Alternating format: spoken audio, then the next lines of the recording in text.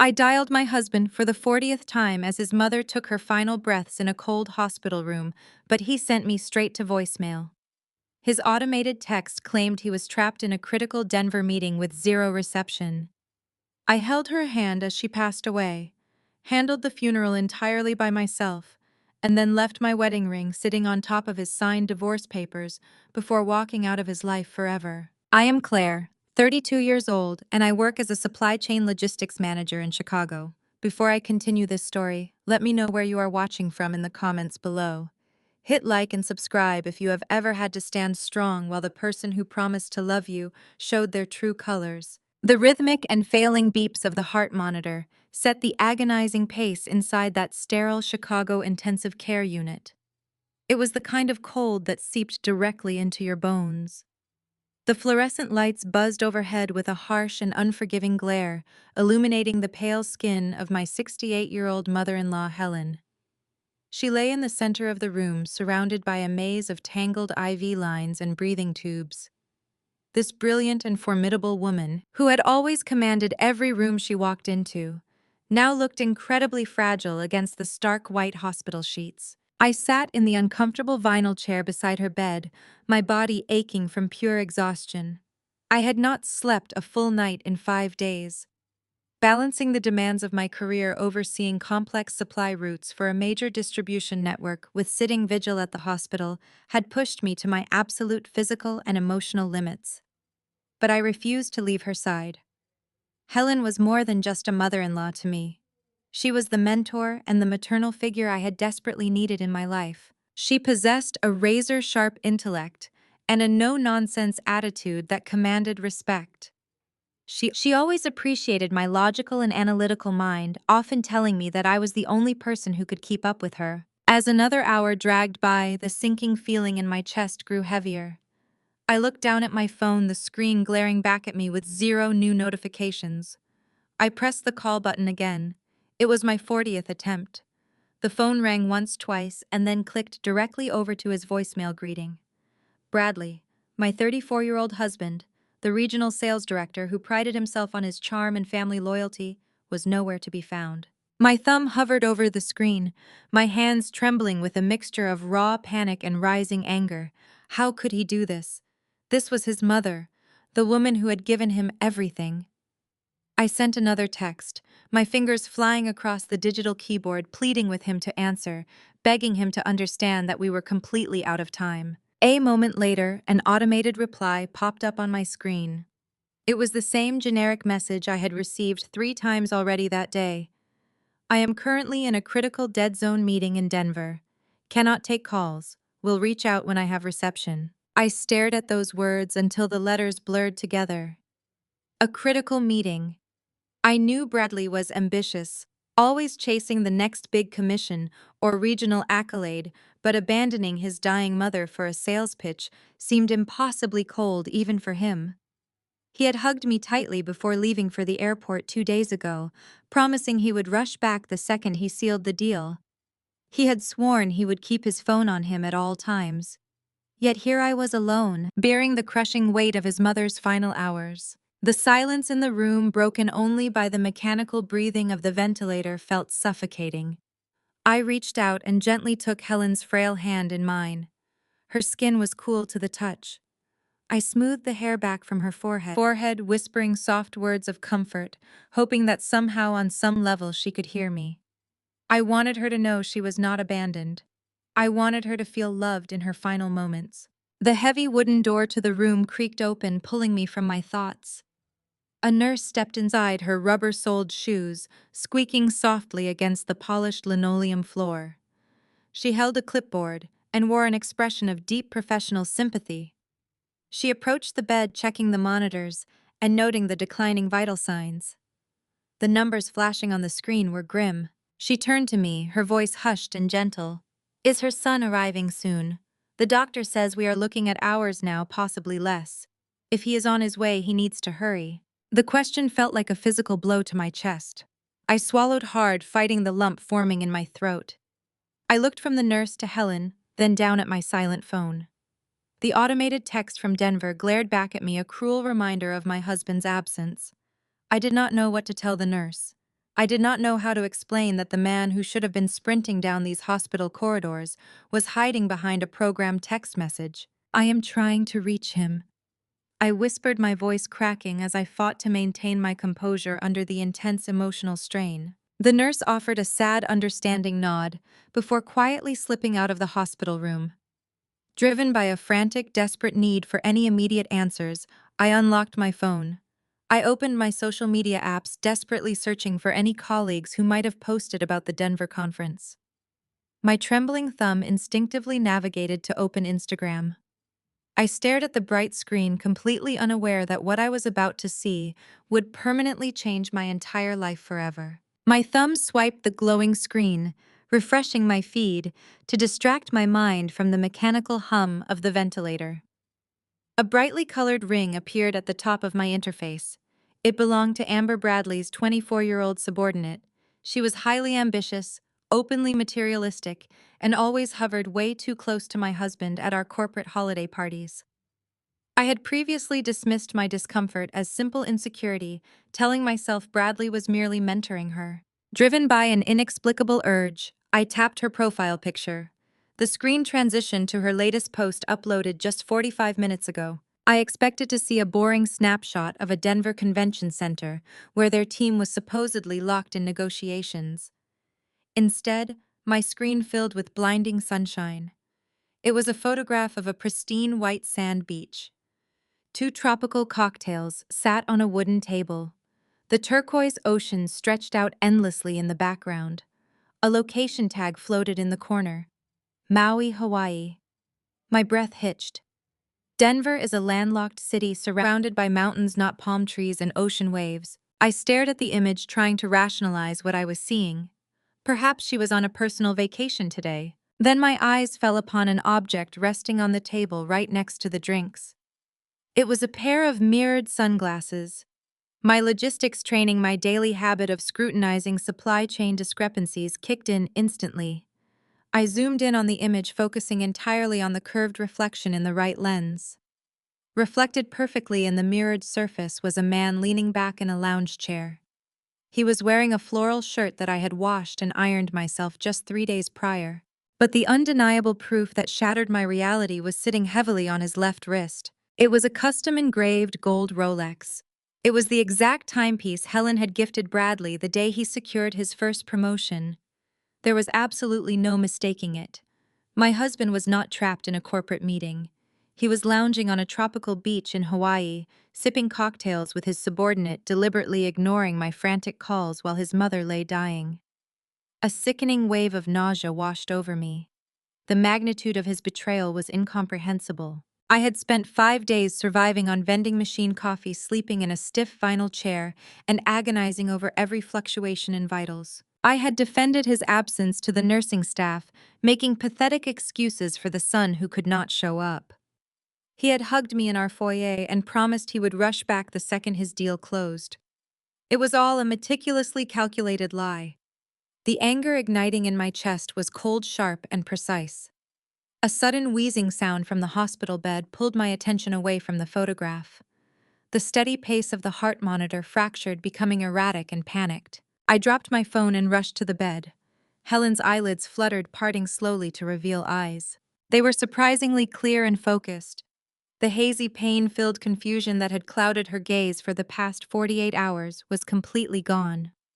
This was terminal lucidity, a brief, bright surge of energy that occurs right before the end. I leaned over her, my hands hovering above her frail shoulders. "Helen, I am right here," I whispered, trying to keep my voice steady. "I am trying to get a hold of Bradley. He will be here. I promise he will be here." I expected her to cry out for him. I expected her to demand to see him. Instead, she slowly shook her head. Her movement was weak, but her intention was absolute. With trembling fingers, she reached up toward her face. She grasped the edges of her oxygen mask and pulled it down, ignoring the drop in oxygen levels alarming behind her. She reached toward the plastic bag of personal belongings resting on her bedside tray. Her hand shook violently, so I gently guided her fingers. She bypassed her reading glasses, retrieving something small and metallic. She turned back to me, grasping my hand with a sudden shocking strength that belied her dying state. She pressed the object deeply into my palm and folded my fingers tightly over it. The cold metal bit into my skin. I did not need to look at it to know what it was. It was an engraved brass safe deposit key. I looked directly into her eyes, searching for answers. Helen drew in a shallow breath, summoning every last ounce of her remaining strength. Her gaze locked onto mine with a fierce, unwavering intensity. "I know everything," she whispered. Her voice was raspy, barely audible over the hum of the medical equipment, yet it carried the commanding authority she had wielded. Her entire life had built up to this one moment. "Do not let him take what you have earned." The effort of speaking those words drained whatever energy she had left. Her grip on my hand slowly loosened, her fingers sliding weakly against mine. She drew one final shuddering breath. Her eyes lost their fierce focus, gazing softly at a point somewhere over my shoulder. And then she simply stopped. The erratic beeping of the monitor shifted into a long, flat, unbroken tone that pierced the heavy silence of the room. A medical team rushed through the door moments later. They were moving fast, but I knew they were too late. I stood perfectly still, holding the lifeless hand of the only person in my husband's family who had truly loved me. I gently set her hand down on the crisp white sheets, stepping back to give the doctors room to perform their final checks. I slid my hand into my pocket, my fingers tracing the jagged edges of the brass key Helen had entrusted to me. The cold metal anchored my rising grief. At that exact second, the phone lit up with a text message from Bradley. "How is Mom?" I stared at the illuminated screen, the brass key burning a hole in my pocket. A bitter laugh caught in my throat, sounding harsh against the cold and sterile hospital silence. I did not reply to his pathetic message. I simply locked my phone and walked out of the intensive care unit, leaving my husband to his tropical delusions. Over the next 4 days, I orchestrated every single detail of Helen's funeral entirely by myself. I picked out the mahogany casket. I chose the white lilies she always loved for her garden. I arranged the catering, coordinated with the funeral director, and paid for the entire service using my own savings. Bradley was practically unreachable. His phone would mysteriously go straight to voicemail, followed hours later by generic text messages, complaining about poor hotel reception and grueling contract negotiations. I let him spin his web of lies, responding only with brief logistical updates about the memorial schedule. He promised he would catch a red-eye flight. He swore he would be there to help me set up. Fast forward to the morning of the service. The church was already filled with extended relatives, former colleagues, and friends who had respected and feared Helen in equal measure. The air was thick with the scent of lilies and the muted murmurs of mourning.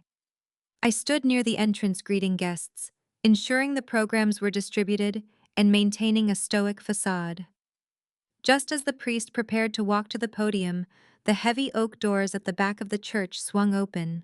Bradley stumbled in, breathless, looking disheveled in a hastily ironed black suit. He hurried down the center aisle, dodging sympathetic glances, and slid into the front pew right next to me. I refused to look at him. But as he leaned in close, bringing with him the faint, unmistakable scent of coconut sunscreen, I turned my head. The skin on his face and neck was radiating a distinct golden bronze hue. It was a flawless, sun-kissed glow that completely defied his narrative. "Denver in the middle of November is freezing," I whispered, keeping my eyes fixed on the altar. "Your face is practically glowing." Bradley stiffened aggressively, rubbing his cheek. "It is windburn from the Denver mountains," he hissed back, his jaw clumping tight. "The altitude up there is brutal." I just nodded, turning my attention back to the priest.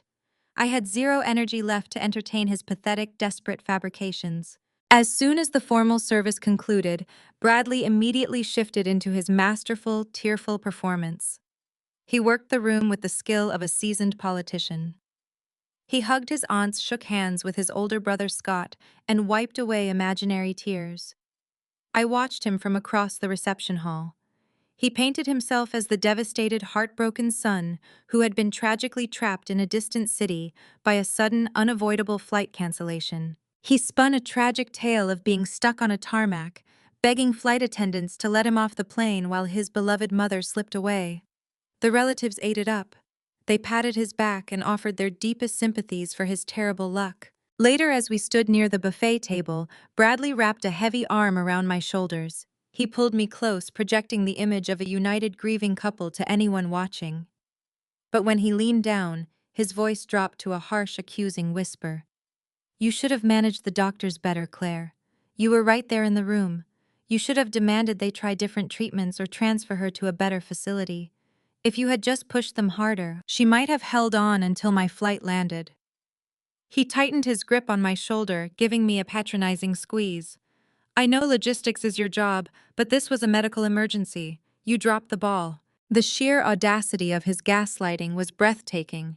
He was actively trying to shift the blame for his own absence onto my shoulders. He wanted me to feel responsible for his mother dying without him.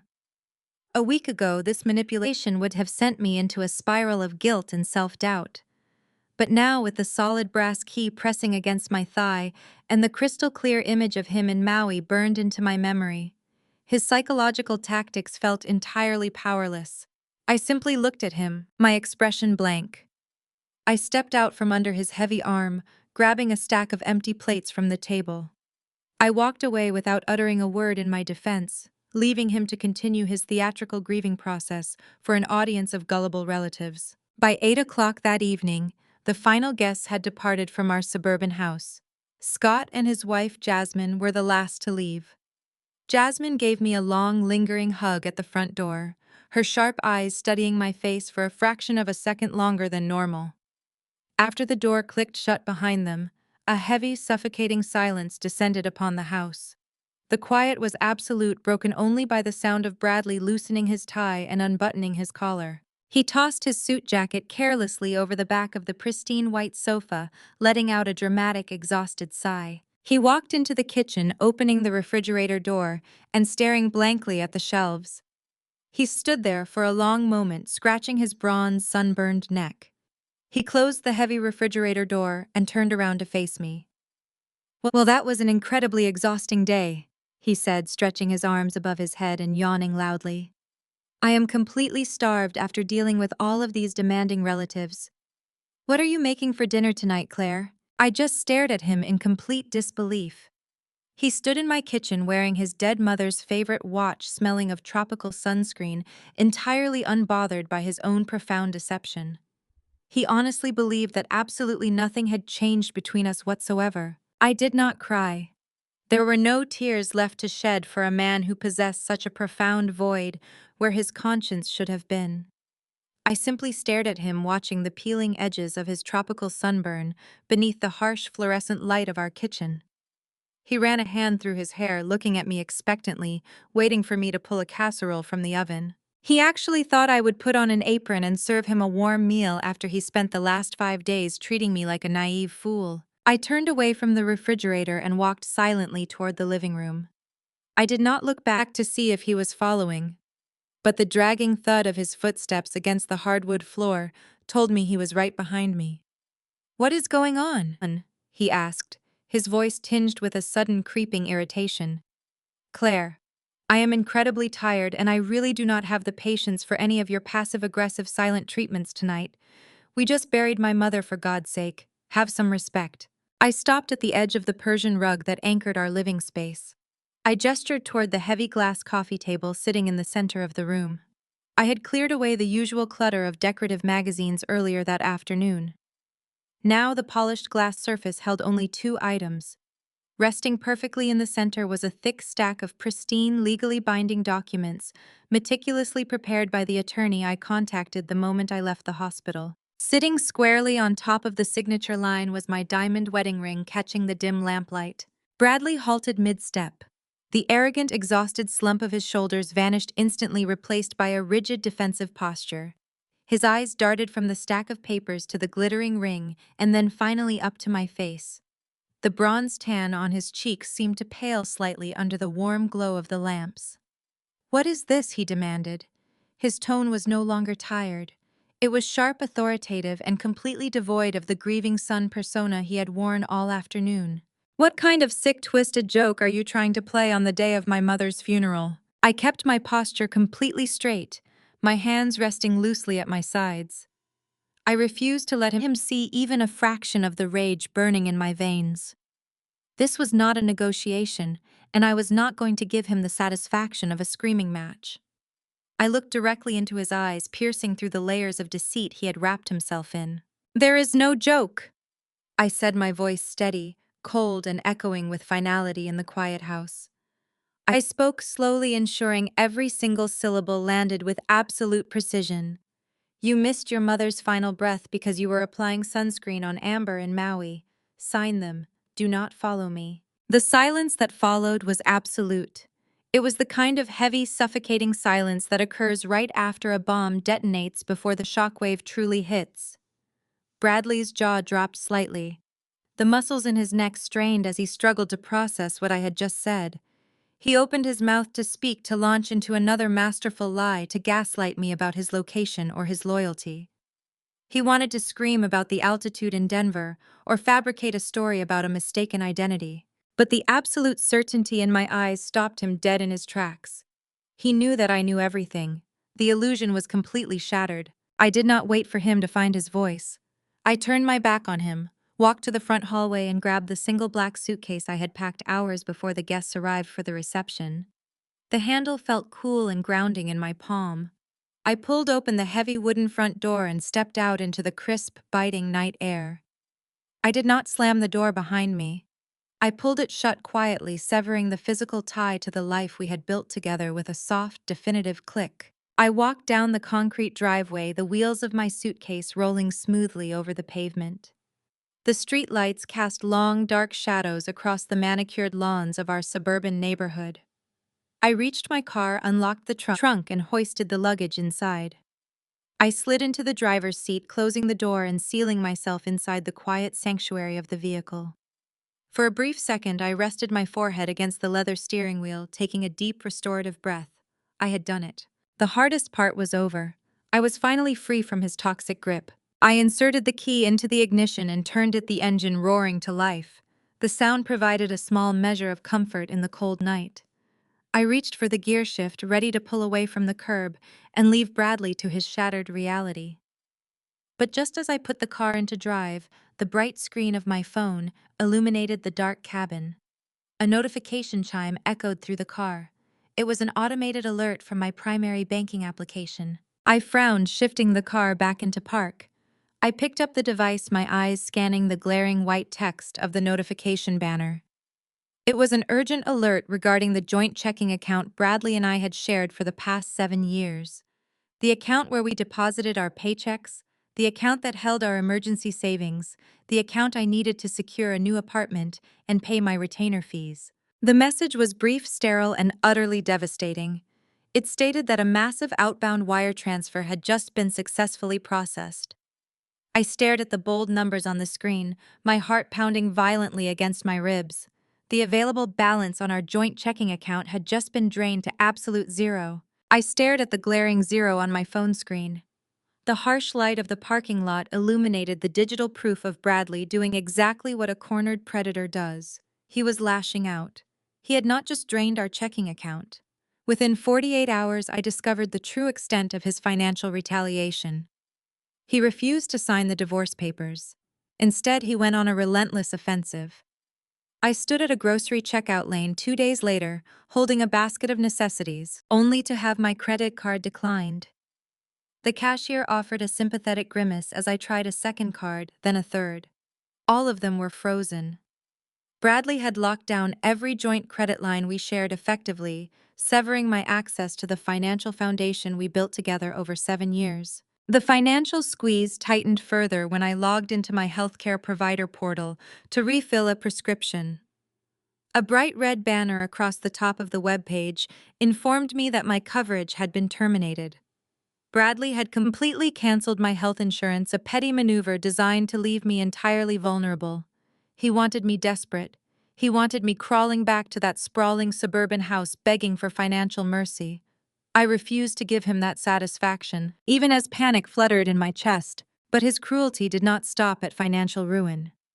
Bradley launched a vicious, calculated social smear campaign aimed directly at my reputation. My phone remained agonizingly silent from his side of the family, but the silence was loud. I soon learned from a sympathetic cousin who dared to text me that Bradley had spun a horrific narrative. He told his aunts, uncles, and cousins that I had deliberately hidden the true severity of Helen losing her battle with illness. He painted me as a monster who rushed her death to secretly steal her antique jewelry collection before anyone else arrived. He weaponized his own absence, claiming he was kept in the dark by a scheming wife. The family easily swayed by his tears, and charm swallowed the lie whole. I was instantly excommunicated from the only extended family I had known for nearly a decade, with zero access to our shared assets. I was forced to secure a cramped, short-term lease apartment on the industrial outskirts of the city. The space was a massive downgrade from the pristine Victorian home I had meticulously decorated. My new reality consisted of peeling linoleum floors, a constantly dripping kitchen faucet, and paper-thin walls offering absolutely no insulation from the busy street below.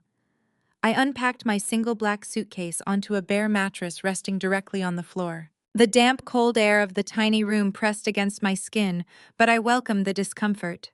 It was mine.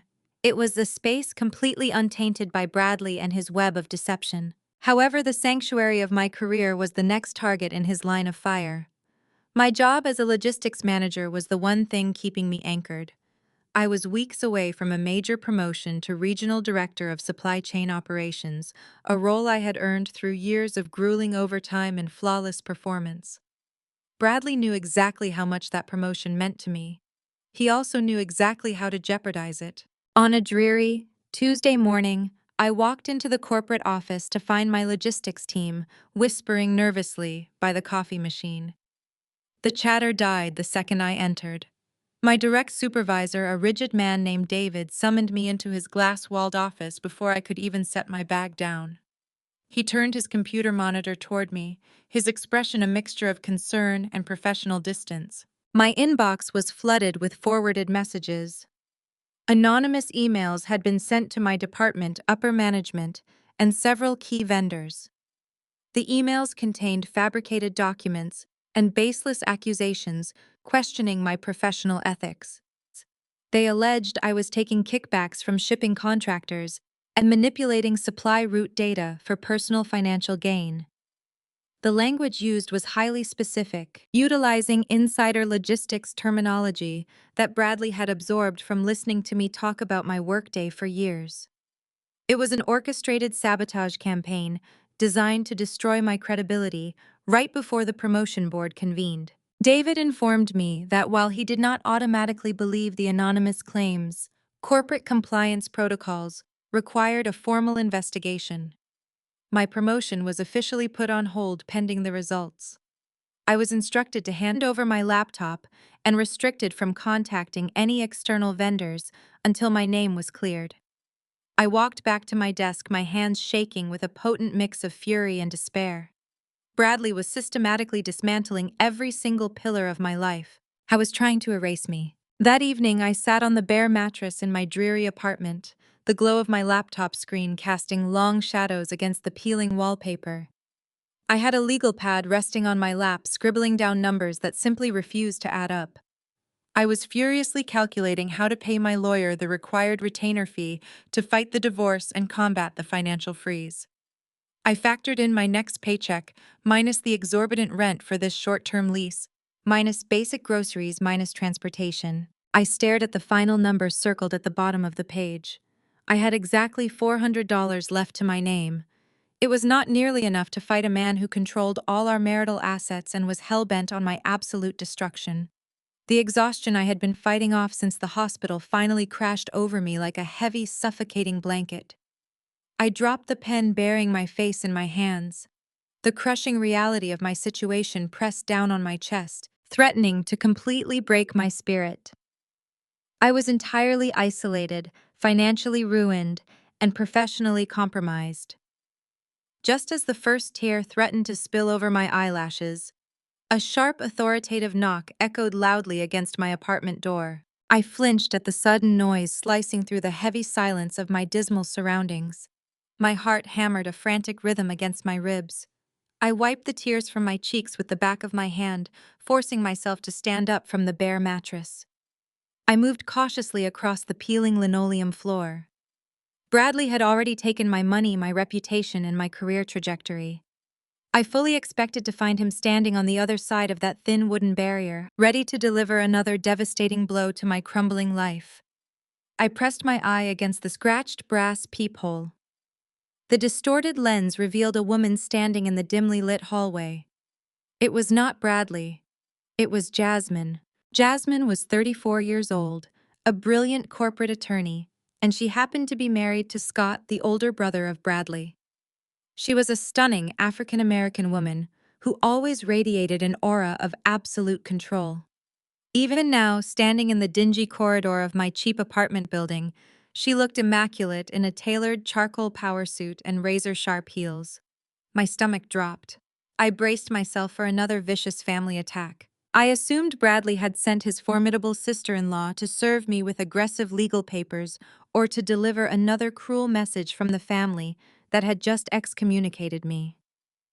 I took a deep breath, unlocked the deadbolt, and slowly pulled the door open. I stood my ground, determined not to let her see how thoroughly her brother-in-law had broken me. Jasmine did not barge in. She stood perfectly still, her sharp, intelligent eyes scanning my face, taking in my exhausted appearance and the bleak reality of the tiny, unfurnished room behind me. Her expression held no malice, no judgment, and absolutely no pity. She simply stepped across the threshold, bringing with her the crisp scent of expensive perfume and the cold autumn air. I closed the door, my entire body rigid with defensive tension. I waited for the inevitable accusations. I waited for her to demand that I surrender, to tell me that fighting Bradley was a lost cause. Instead of attacking, Jasmine walked deliberately toward the small, stained kitchenette. She slowly unclasped her expensive designer leather tote bag and reached inside. She pulled out a remarkably thick manila envelope and tossed it casually onto the chipped formica counter. The heavy package landed with a definitive thud. She turned to face me, leaning back against the counter, crossing her arms over her chest. "You are not crazy," Claire Jasmine said smoothly, her voice a calm, anchoring force in the chaotic storm of my life. "I have known Bradley was trash since last Thanksgiving. But more importantly, I am the private attorney Helen hired exactly 6 months ago." I stared at her, completely paralyzed by the sheer magnitude of her words. The air in the tiny apartment suddenly felt lighter, as if a massive physical weight had been lifted from my shoulders. Jasmine was not a flying monkey sent by Bradley to finish me off. She was an ally. She was the trusted confidant of my late mother-in-law. I stepped closer to the counter, my eyes locked on the thick envelope. "You knew," I managed to whisper, my voice hoarse from crying and exhaustion. "You knew about his lies." Jasmine nodded, her expression hardening with cold, calculated anger. "Helen was sharp until the very end, Claire. She saw right through his charming facade long before anyone else in the family wanted to admit the truth. She knew about Amber. She knew about the irresponsible spending. She knew Bradley was positioning himself to inherit the family wealth by playing the role of the devoted, perfect son. But Helen was a businesswoman first and foremost. She refused to let a reckless, entitled boy dismantle the legacy she had spent decades building. That is exactly why she came to me privately. She bypassed the traditional family lawyers because she knew they would leak the information to Scott and Bradley. She needed someone ruthless, someone entirely outside the standard corporate circle, to execute a completely different plan. Jasmine gestured toward the envelope resting on the counter. "Bradley is currently throwing his weight around, freezing your accounts, and acting like he owns the world. He operates under the assumption that the estate automatically defaults to him as the primary male heir, based on an outdated will from a decade ago. He thinks he has all the power, the money, and the legal high ground." Jasmine offered a slow, predatory smile that sent a shiver of anticipation down my spine. "But he is incredibly wrong. Helen restructured everything." Jasmine continued, her voice dropping to a conspiratorial, deadly serious tone. "She moved assets, reassigned corporate voting rights, and established impenetrable trusts. But to execute the final phase of her strategy, to truly lock Bradley out of the empire he believes he already conquered, she needed a specific physical item. She needed the contents of a private, highly secure lockbox at a downtown depository." Jasmine took a step toward me, her dark eyes locking onto mine with fierce intensity. She told me she was going to give the key to the only person she actually trusted. She told me she was giving it to you. I reached deep into the pocket of my blue jeans. My trembling fingers brushed against the cold engraved brass metal of the safe deposit key Helen had pressed into my open palm during her final moments.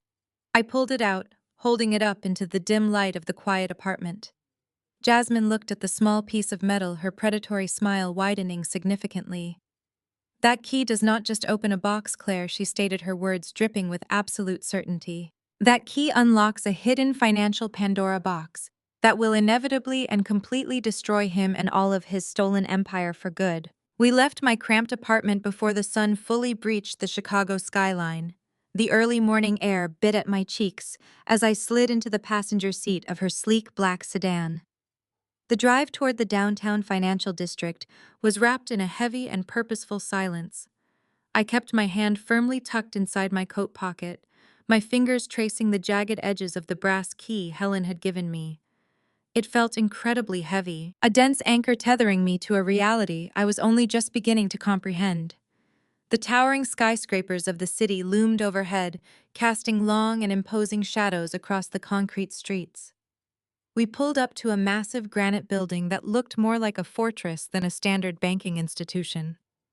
Jasmine flashed a sharp and confident smile at the security guards as we bypassed the main teller lines and headed straight for the private wealth management sector in the basement. The vault room was an intimidating chamber composed entirely of polished steel and reinforced concrete. A stern bank manager verified my identity, matching my driving license against a heavily redacted file Jasmine presented. He guided us down a narrow corridor lined with thousands of identical rectangular metal doors. He stopped at a box near the center of the wall, inserted his master key into the first lock, and stepped back. I stepped forward, my pulse hammering a frantic rhythm against my ribs. I inserted the brass key into the secondary slot. The lock disengaged with a heavy and satisfying click. I pulled the long metal drawer free from the wall and carried it to a private viewing table in the center of the room. Jasmine stood right beside me, her arms crossed, her eyes focused intently on the dark metal box. I lifted the lid. The interior was not filled with piles of cash or glittering antique jewelry. Instead, it held a modest stack of carefully organized documents. Sitting right on top was a thick ivory-colored envelope sealed with a thick layer of dark red wax. Stamped into the wax was the unmistakable crest of her private law firm. I broke the seal and pulled out a dense stack of heavily watermarked legal paper. Jasmine reached out and tapped the bold heading printed at the very top of the first page. It was a revised last will and testament. The document was dated exactly 4 weeks before the sudden decline in health. She knew her time was running short, Jasmine explained, her voice echoing slightly in the quiet vault. Helen understood that Bradley was growing increasingly impatient and reckless. She wanted to ensure that her entire life work would never fall into the hands of a man who lacked basic integrity. This document completely revokes all previous iterations of her estate planning. It bypasses the standard probate processes that Bradley is currently relying upon to fund his luxurious lifestyle with Amber. I carefully set the will aside, my hands shaking slightly as the sheer gravity of her strategic brilliance settled over me. Beneath the legal documents rested a thick vintage-looking accounting ledger bound in worn black leather. It looked entirely out of place next to the pristine legal papers. I lifted the heavy book from the metal drawer and placed it onto the table. The leather cover was smooth and worn from years of handling. I opened the cover. The pages were absolutely filled with clear, distinctive, elegant cursive handwriting. She had meticulously documented dates, account numbers, and massive financial transfers spanning the last 4 years. As I scanned the dense columns of ink, my breath caught in my throat. The names of the corporate accounts listed in the margins were incredibly familiar to me. I leaned closer to the pages, my supply chain logistics training instantly kicking into high gear. I recognized the vendor names, the regional distribution codes, and the specific routing numbers. Helen, I whispered, staring in absolute shock at the complex web of financial data she had mapped out by hand. She was tracking the shipping and receiving accounts for his division. Jasmine offered a slow, predatory nod. Helen was not just a wealthy widow playing the stock market. She was a silent majority shareholder in the very firm where Bradley currently serves as regional sales director. She essentially owned his workplace. Bradley has absolutely no idea. He thinks he is a self-made corporate giant climbing the ladder on his own merit. He never knew his mother was pulling the strings from behind a curtain of anonymous corporate trusts. I turned the heavy pages of the ledger, following a clear and undeniable pattern of financial hemorrhaging. Next to the official regional revenue reports that Bradley had submitted to his corporate board, Helen had written her own calculations in bright red ink. Bradley had been grossly inflating his sales figures while simultaneously siphoning massive amounts of operational funds into untraceable external accounts. The discrepancies were staggering. Helen had essentially conducted a shadow audit on her own son. She mapped out exactly how he was bleeding the company dry to fund his expensive cars, his high-stakes gambling habits, and his tropical vacations with his ambitious subordinate. "He is stealing from his own mother," I said, the absolute disgust rising sharply in my chest. "He has been embezzling hundreds of thousands of dollars from the company she quietly controlled." Jasmine tapped the cold glass surface of the viewing table, bringing my full attention back to the finalized will, resting directly next to the leather-bound ledger. "It is much worse than just standard corporate theft, Claire." Jasmine said, her dark eyes gleaming with the sharp thrill of impending justice. "Bradley is currently throwing his weight around and freezing your joint bank accounts because he firmly believes he is about to inherit a massive financial empire. He is banking his entire aggressive strategy on a 10-year-old will.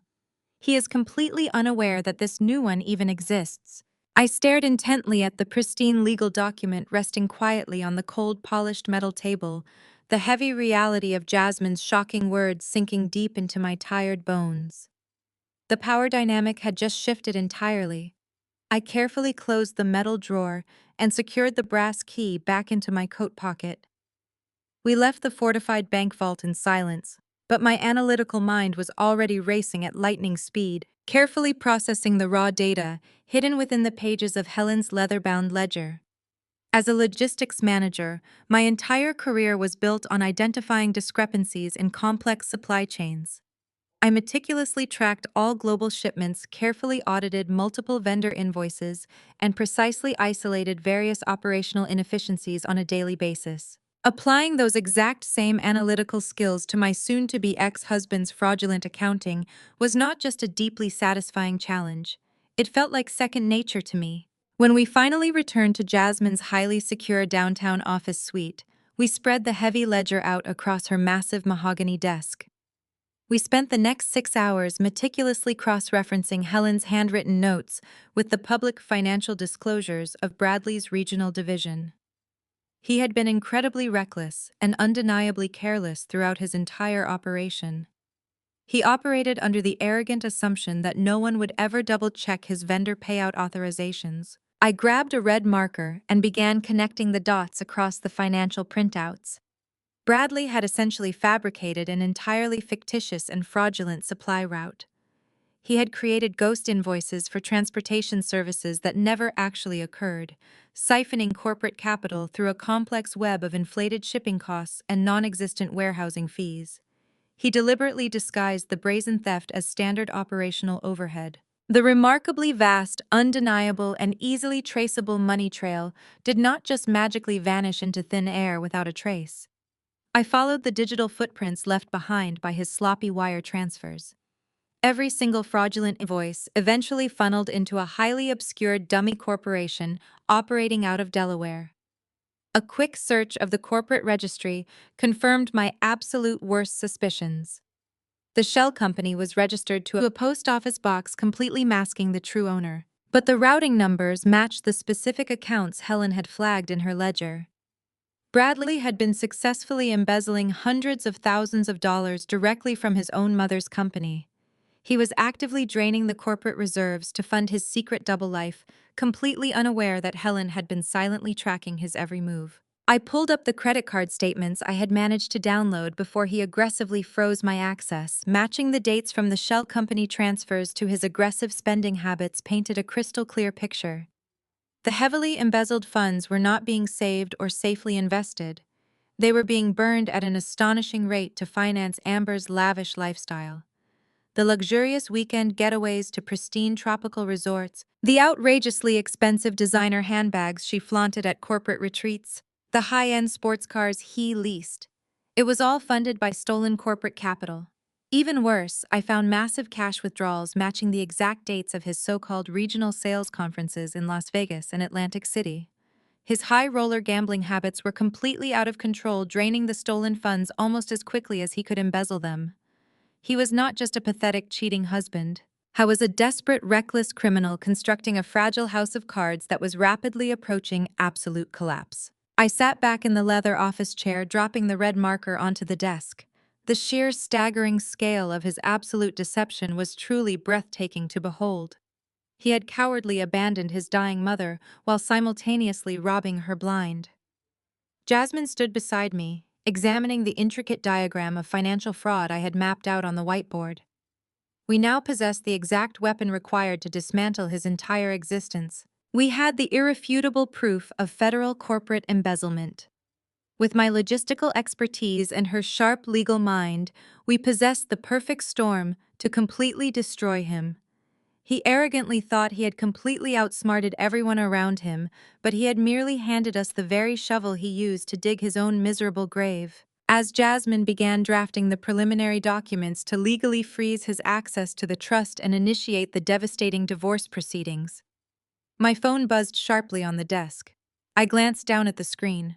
The bright notification displayed a highly direct text message sent from Amber.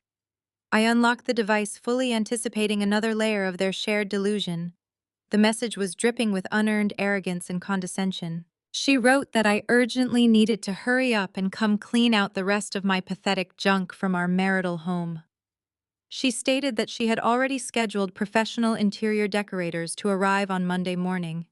She demanded I leave the front keys under the welcome mat so she could move into her new house without ever having to look at my face. Her sheer, unbridled audacity was almost entirely comical.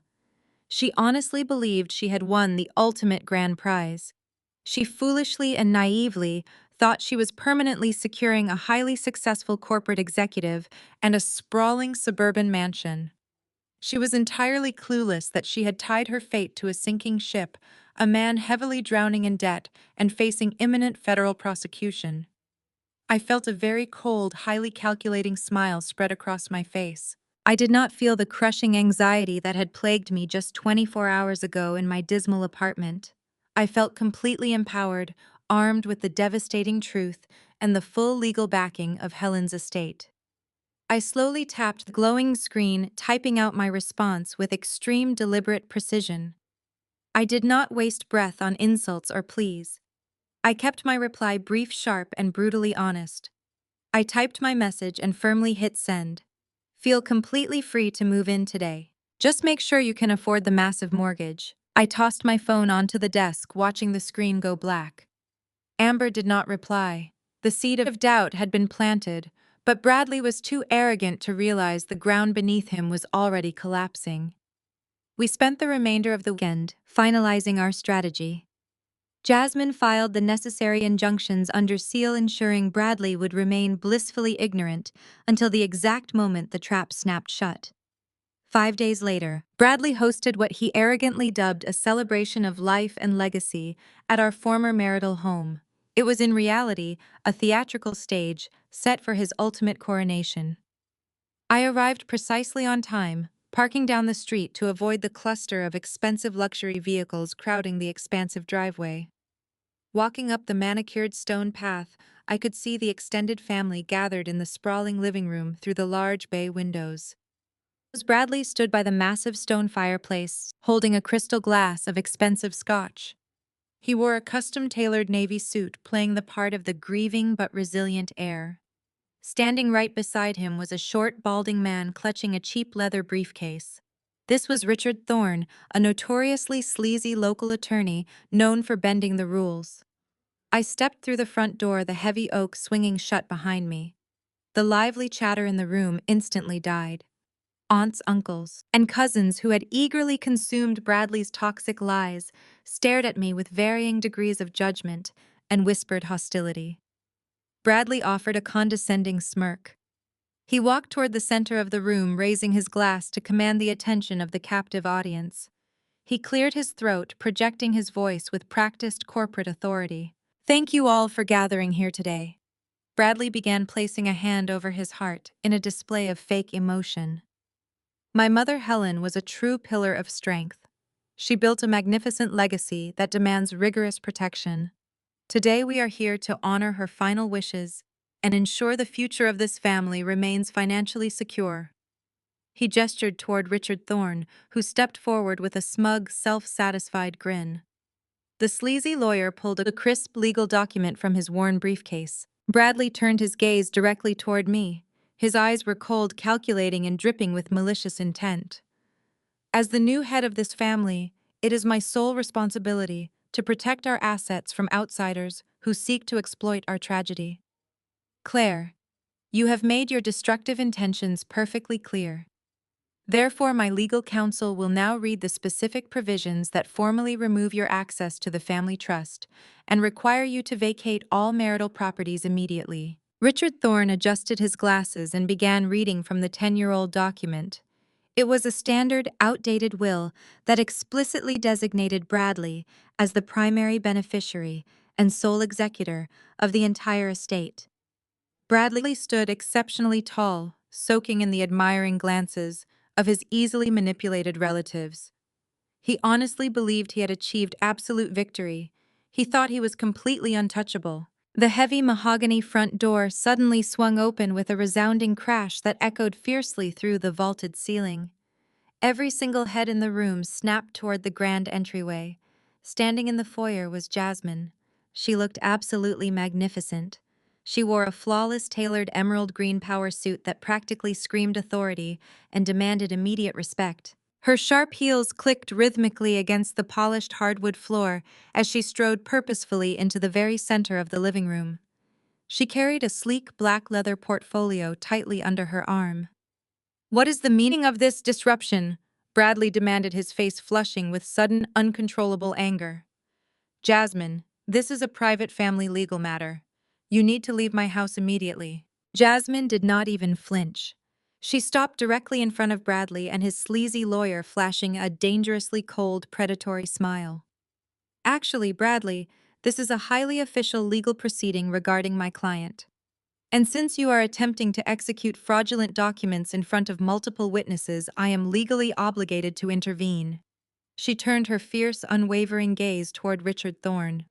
"Put that worthless piece of paper away, Richard.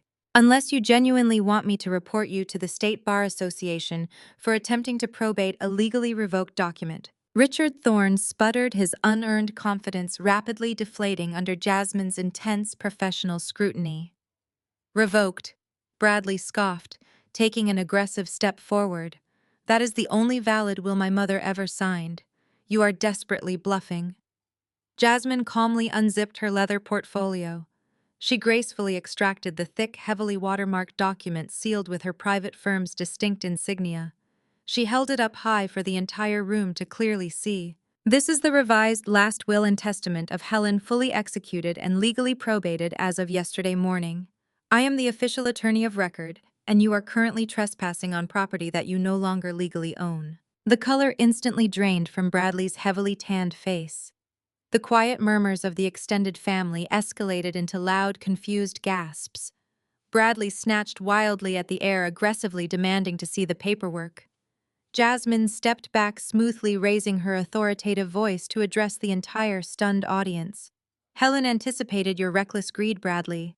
Therefore, she restructured her entire financial portfolio. All of her corporate shares, massive liquid assets, and real estate holdings, including this very house, have been permanently transferred into a highly secure, irrevocable trust." Jasmine paused deliberately, letting the tense and heavy silence deeply amplify the immense weight of her next carefully chosen words before proceeding further. Her sharp dark eyes locked securely onto mine with a fiercely triumphant, undeniably brilliant gleam that commanded absolute attention from everyone present. and she officially appointed one single autonomous trustee with the absolute power to manage, distribute, or completely withhold every single penny of these funds. Jasmine turned back to face Bradley, delivering the final devastating blow. The sole trustee of the entire empire is Claire. The entire room erupted into total chaos the moment my name echoed against the high vaulted ceilings. The collective gasp from the extended family was deafening. Bradley stumbled backward as if he had been physically struck by an invisible force. His crystal glass slipped from his fingers, crashing onto the hardwood floor and shattering into dozens of sharp, glittering fragments. The expensive amber liquid pooled around his polished leather shoes. He stared at me with wild, unblinking eyes. His mouth opened and closed repeatedly, but no sound emerged. The arrogant, confident executive had completely vanished in a single instant. Richard Thorne quickly scrambled to pick up his worthless papers and shoved them back into his cheap briefcase.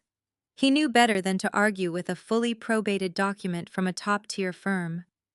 Jasmine did not even give them a moment to recover. She pulled a secondary sheet of paper from her portfolio and held it up. Helen was incredibly thorough. Jasmine continued, her voice slicing through the frantic whispers of the gathered relatives. She knew exactly what kind of man her son had become.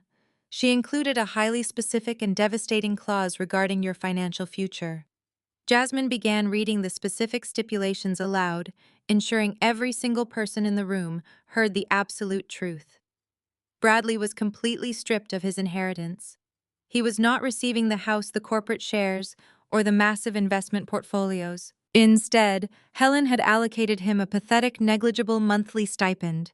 It was barely enough to cover the lease on his luxury vehicle. Bradley let out a harsh, desperate laugh. "You cannot do this!" he yelled, his face turning a dangerous shade of crimson. "That is my mother. I am her own flesh and blood. You are stealing from me." Jasmine raised a single perfectly manicured eyebrow, silencing his outburst with a mere look. "I am not finished," she stated coldly. "This pathetic stipend is heavily conditional." Helen included a strict at-fault clause. If you are found legally at fault in your impending divorce proceedings, specifically regarding documented infidelity or financial abuse, this tiny stipend is immediately and permanently voided. You will receive absolutely nothing. Zero. The realization hit Bradley like a freight train. He looked at me, his eyes wide with sudden suffocating panic. His entire financial existence now rested entirely in my own hands. The woman he had casually abandoned in a cold hospital room now held the absolute power to leave him completely destitute. The relatives who had blindly supported him just minutes ago now stared at him in quiet horror. They realized he was a fraud. Bradley could not handle the public humiliation. His panic quickly morphed into a volatile, explosive rage. He lunged across the room, closing the distance between us in 2 aggressive strides. He raised his hand, pointing a shaking finger directly at my face. "You planned this," he snarled, trying to physically intimidate me with his size. I did not flinch. I stood my ground, staring coldly into his furious eyes. Jasmine stepped smoothly between us, her posture rigid and uncompromising. "Take one more step toward my client Bradley, and I will personally ensure you leave this house in handcuffs," Jasmine warned, her tone deadly serious. "Any form of harassment, physical intimidation, or aggressive contact will instantly trigger a permanent restraining order. Do you know what happens to your final cent if a judge signs a protection order against you? The stipend is instantly nullified." Bradley froze, his raised hand trembling with suppressed fury. He was completely trapped, boxed in by his own horrific choices and his mother's brilliant strategic foresight.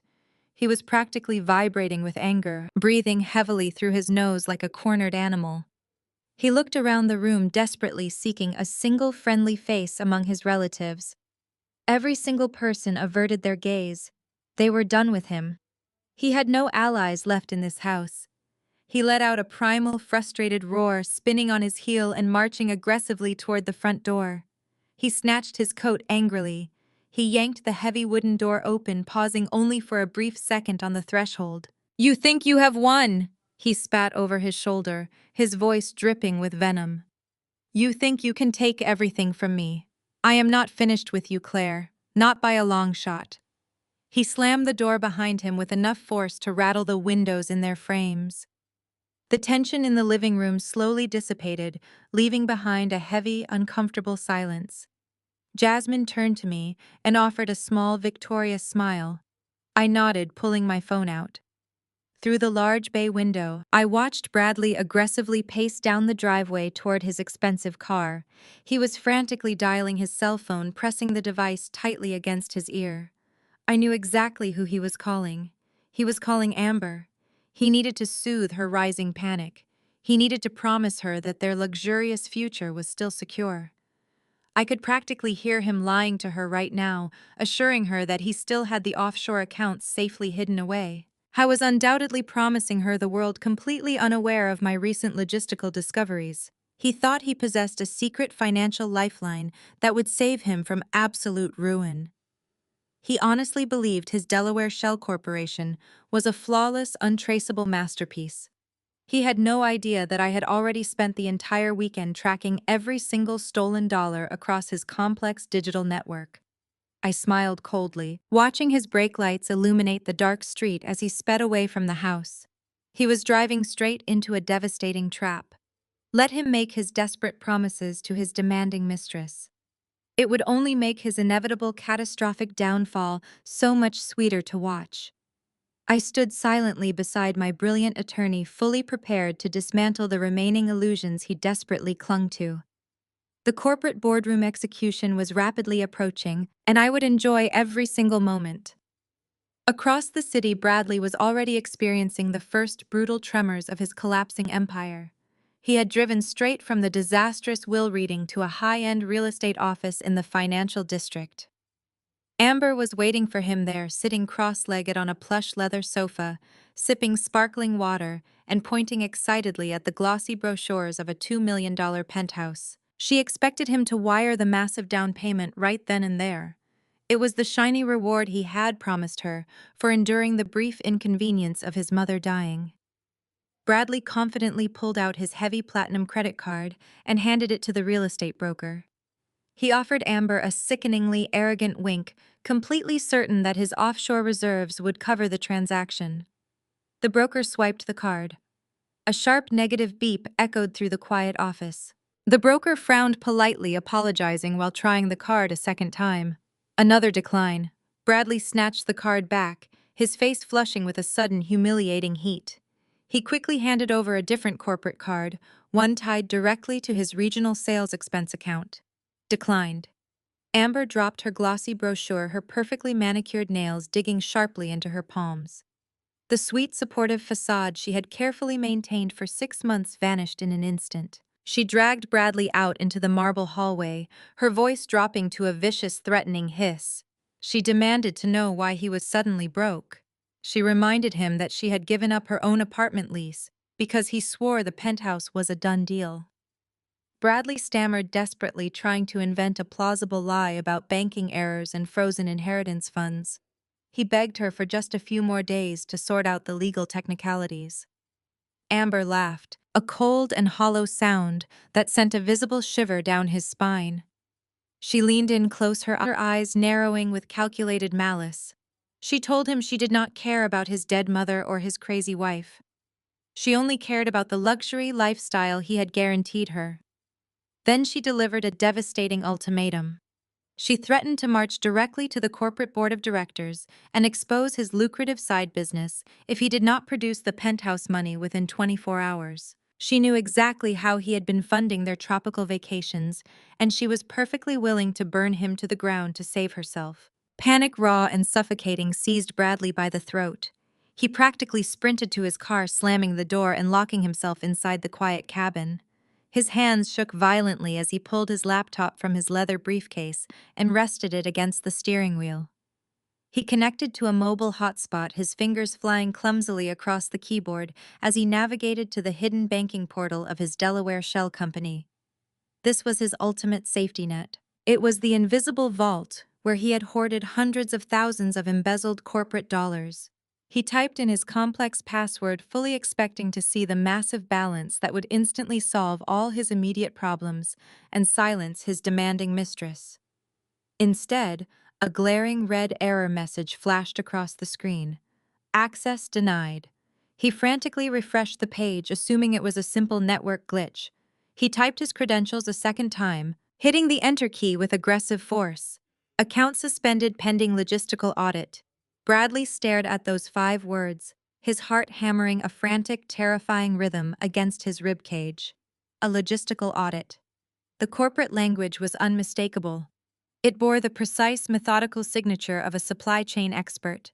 It bore my signature, using my newly acquired absolute legal authority as the sole trustee of Helen's massive estate.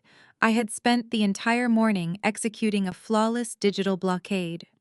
With Jasmine working her brilliant legal maneuvers alongside me, we had successfully petitioned the banking institutions to freeze every single corporate account tied to Bradley's fraudulent vendor payouts.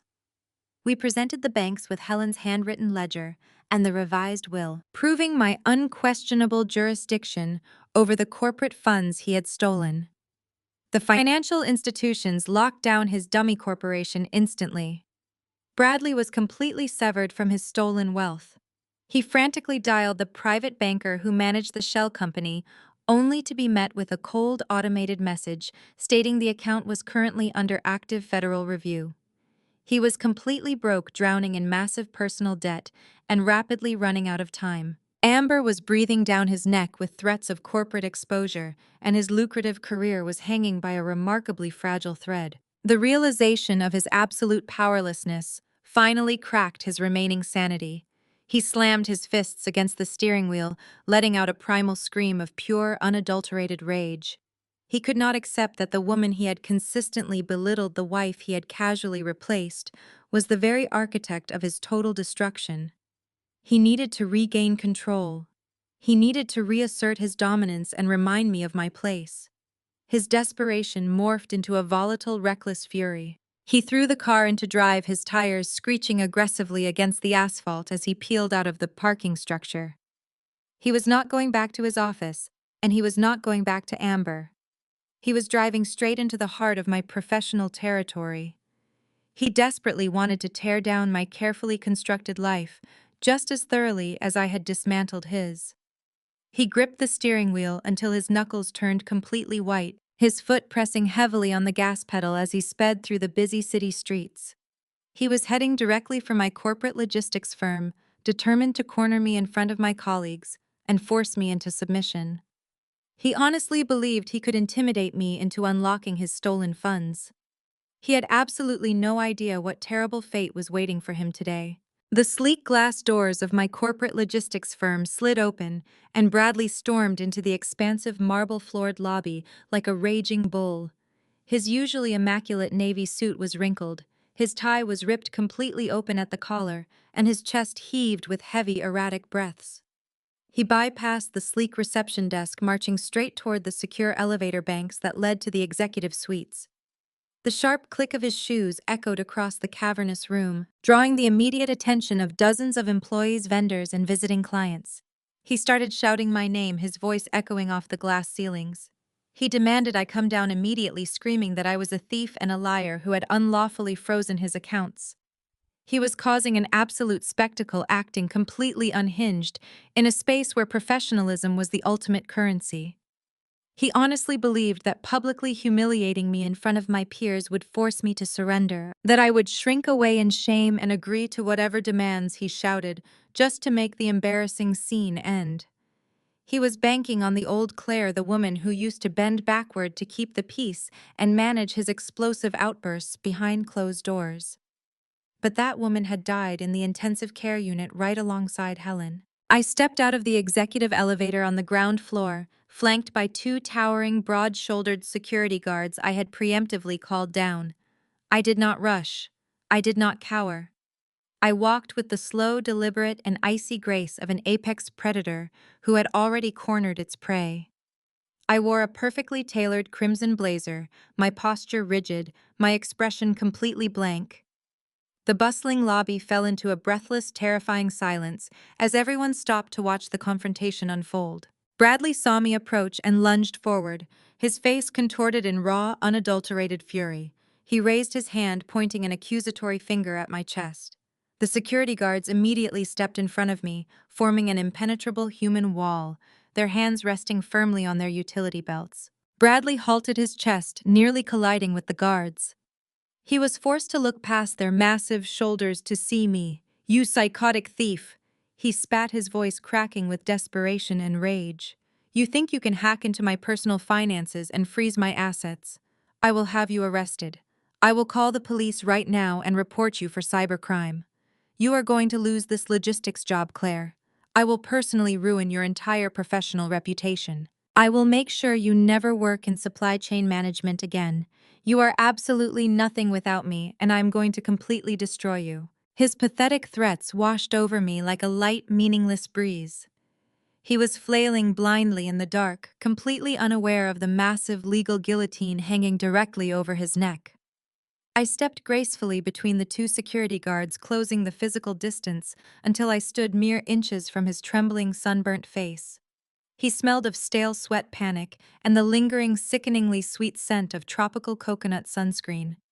I did not raise my voice. I did not scream back.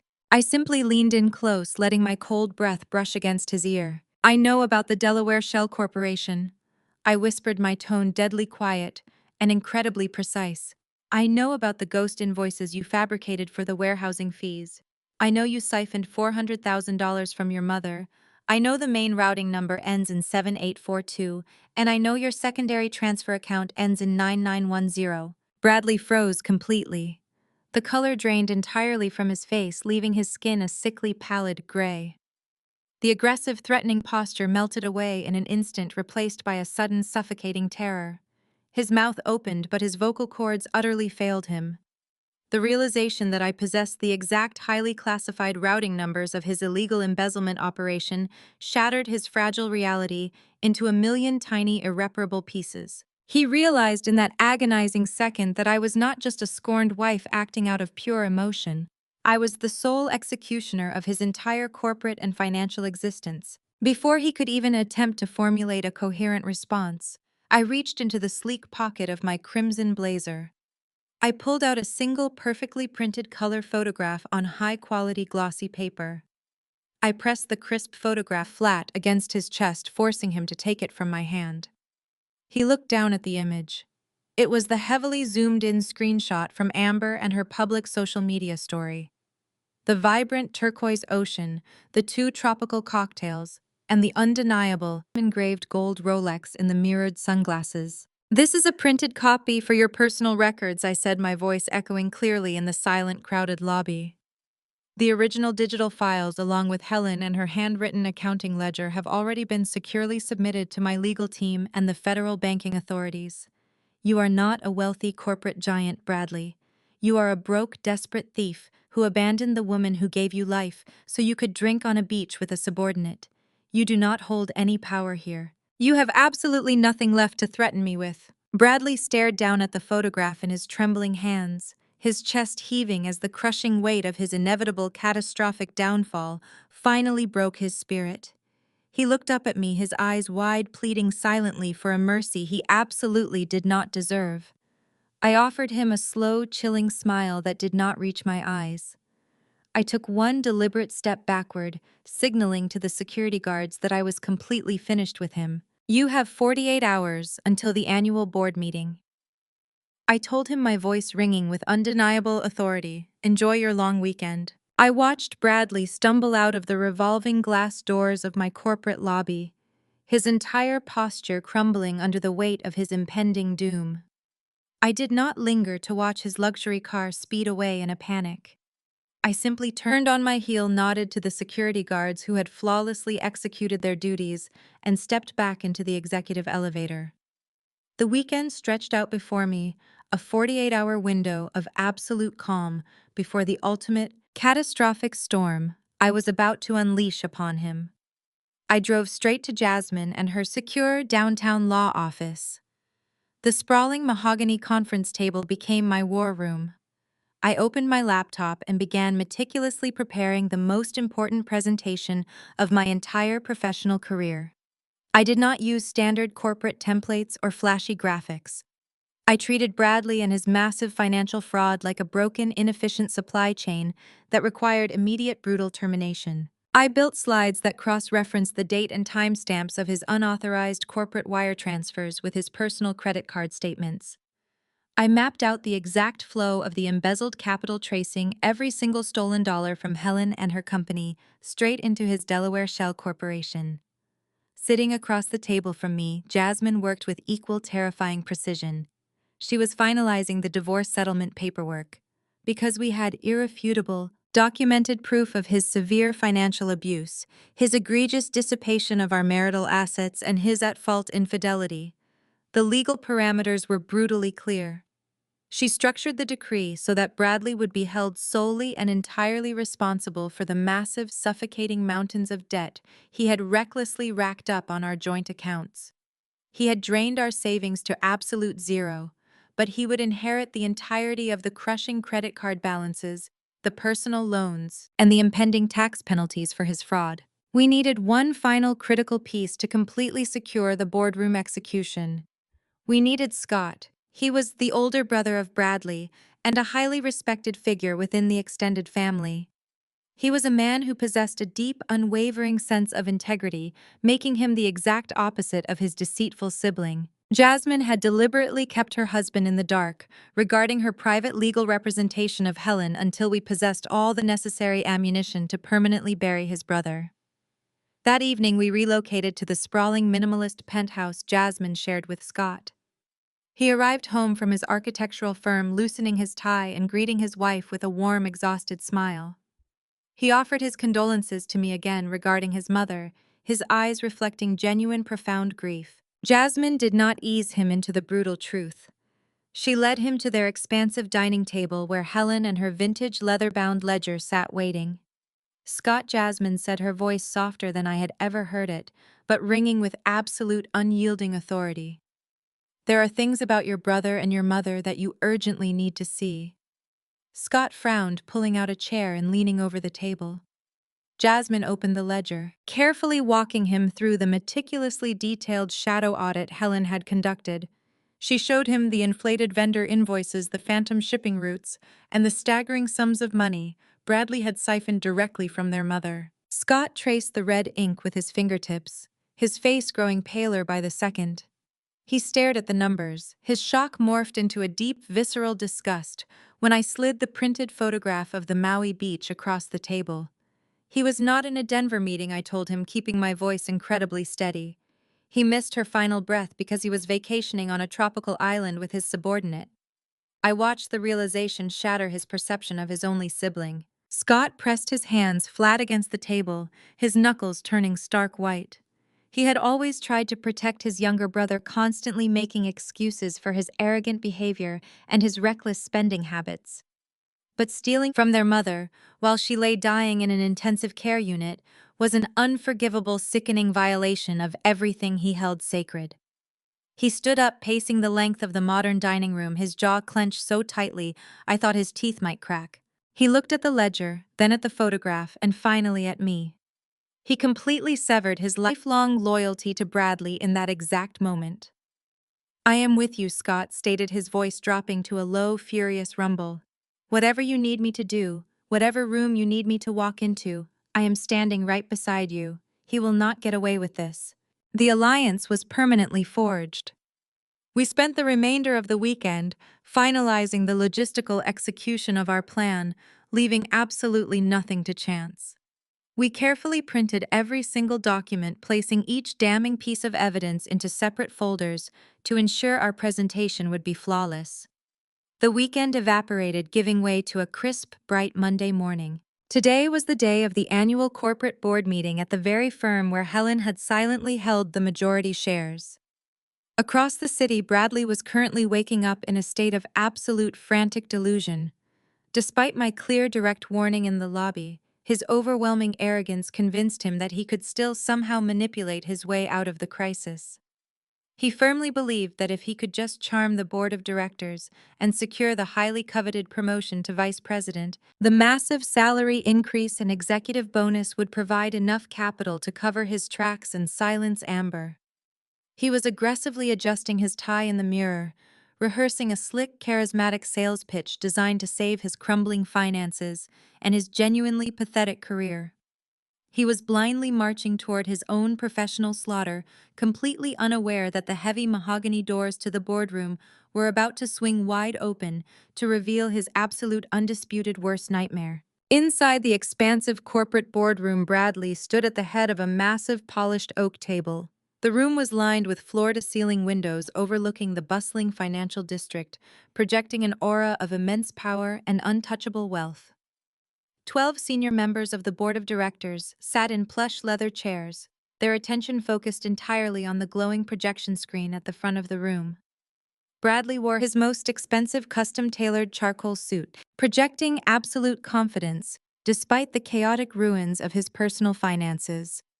Standing faithfully just 2 steps behind him, holding an electronic tablet and wearing a highly inappropriate, deeply plunging designer dress was Amber. He had officially brought her into the highest level of corporate governance.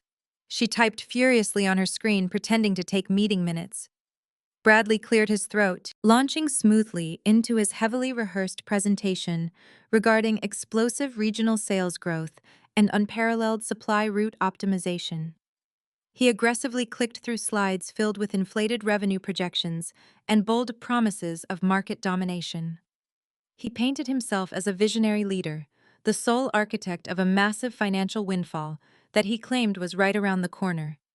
He gestured dramatically with his hands to secure the highly coveted vice president promotion. As Bradley confidently clicked to a slide displaying his supposedly flawless regional revenue margins, the heavy mahogany doors at the very back of the executive boardroom suddenly unlatched.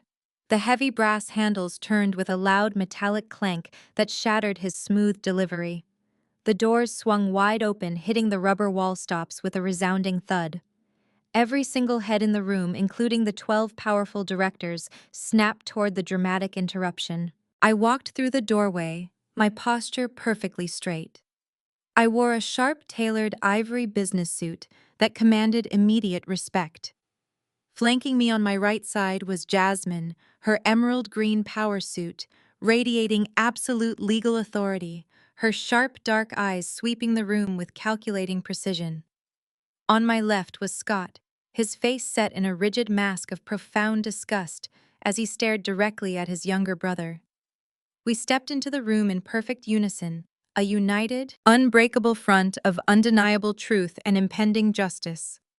Bradley froze mid-sentence. The laser pointer in his hand dropped slightly, the little red dot dancing erratically across the floor as his hand began to tremble violently.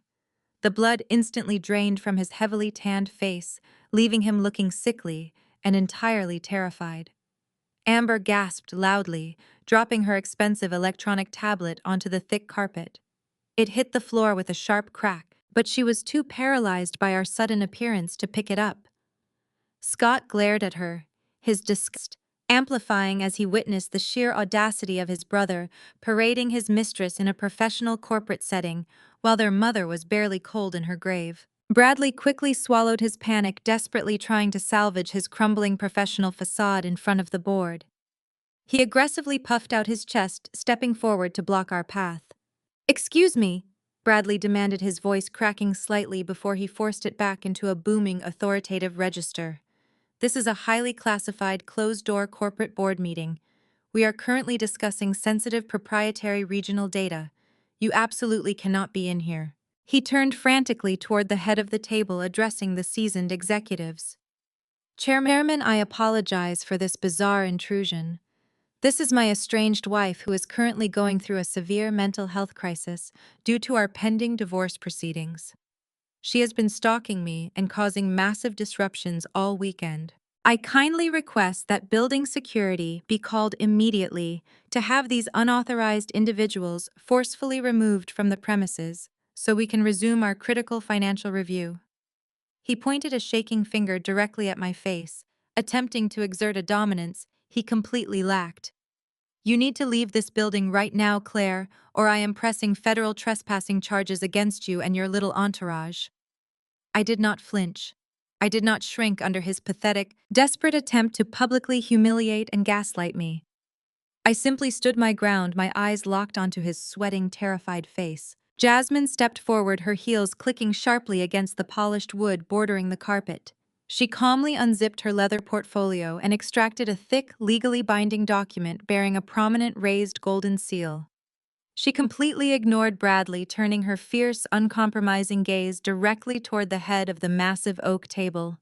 The chairman of the board, an imposing man with silver hair and decades of corporate experience, raised a single commanding hand. The entire room fell into an absolute, breathless silence. The chairman did not reach for his telephone to call the building security team. He did not ask us to explain our unannounced intrusion or demand that we vacate the executive suite. Instead, he looked past the sweating, frantic regional sales director standing near the projection screen and focused his sharp, respectful gaze entirely on me. He stood up from his plush leather chair, buttoning his suit jacket in a gesture of profound professional courtesy. Bradley, the chairman, said, his deep voice echoing with an icy, undeniable authority that instantly crushed any remaining hope Bradley clung to. "You will close your mouth and you will step aside immediately. The woman you are attempting to throw out of this room is not an unauthorized visitor, and she is certainly not a trespassing security threat." The chairman gestured respectfully toward the empty leather chair positioned at the very head of the table directly opposite his own. He offered a polite, deferential nod in my direction, completely disregarding the stammering, broken man standing near the projector. "Ladies and gentlemen of the board," the chairman announced, his voice ringing with absolute finality. "Please direct your full attention to the back of the room and join me in welcoming Claire.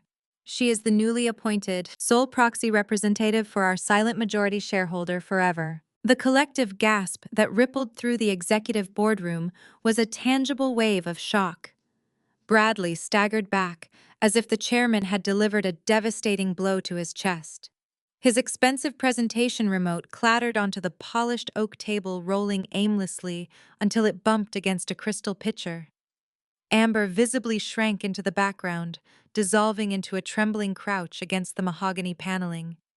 She clutched her broken tablet, realizing the catastrophic magnitude of her poor life choices. Scott remained standing firmly by the entrance, an impenetrable barrier, ensuring no one could flee. Jasmine stepped aside, allowing me to claim my rightful position.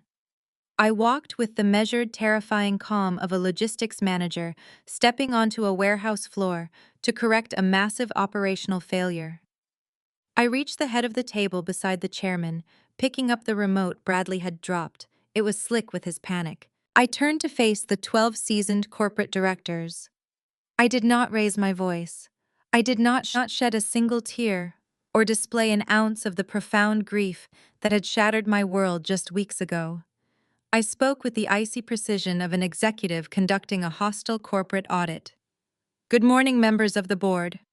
I stated, my voice echoing clearly in the stunned silence. "My name is Claire. I am the sole appointed trustee of the Helen Estate, which commands the controlling 60% share of this corporation. Until today, you were led to believe that the regional sales division, under the direction of Bradley, was achieving unprecedented growth. You were presented with vibrant charts designed to secure a vice presidential promotion." I pressed a button on the remote control. The giant screen behind me shifted instantly. The slick, fabricated bar graphs vanished. In their place, a stark, brutally honest spreadsheet appeared. It was a flawless digital reproduction of Helen and her handwritten ledger. "I am a supply chain logistics manager by trade." I continued, pacing slowly. "My entire career is dedicated to finding discrepancies, tracing misallocated resources, and eliminating fraudulent operational waste. When I audited the regional vendor payout reports, I found a catastrophic structural failure." I clicked the remote again. The screen split perfectly. On the left side remained Bradley and his fabricated growth chart. On the right side, a series of complex routing numbers and heavily redacted bank statements materialized. "These are the ghost invoices authorized exclusively by your regional sales director," I explained, pointing the laser directly at the glaring numbers. "For the past 18 months, Bradley has systematically siphoned corporate capital through a complex web of inflated shipping costs and non-existent warehousing fees. The money was funneled directly into a dummy corporation registered in Delaware. Bradley was not generating revenue. He was bleeding his own mother dry to finance a secret double life. Bradley let out a pathetic strangled sound. He tried to step forward to block the projection screen, but his legs seemed incapable of supporting his weight. He gripped the edge of the conference table, his knuckles turning stark white as he desperately sought a friendly face among the board members. "Claire, please," he rasped, his voice cracking horribly. "This is a misunderstanding.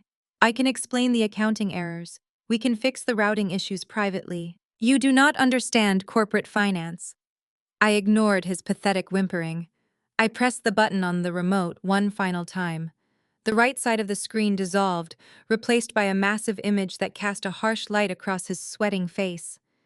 It was the exact screenshot from Amber and her public social media story, showcasing the turquoise ocean, the tropical cocktails, and the undeniable reflection of Bradley wearing his gold Rolex. I overlaid a highly detailed timeline across the bottom of the tropical photograph.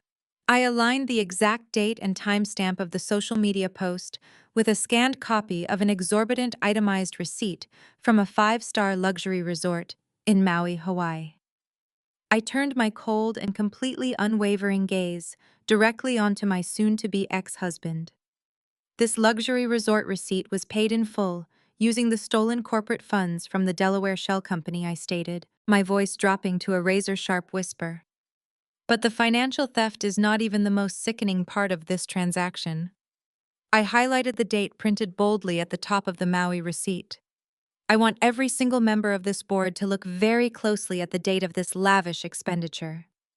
That is the exact and precise hour that his mother Helen took her final breath in a Chicago intensive care unit. I ignored 40 desperate phone calls from me, hiding behind an automated text message claiming he was in a critical Denver meeting while he used stolen corporate funds to purchase cocktails for his subordinate on a Hawaiian beach.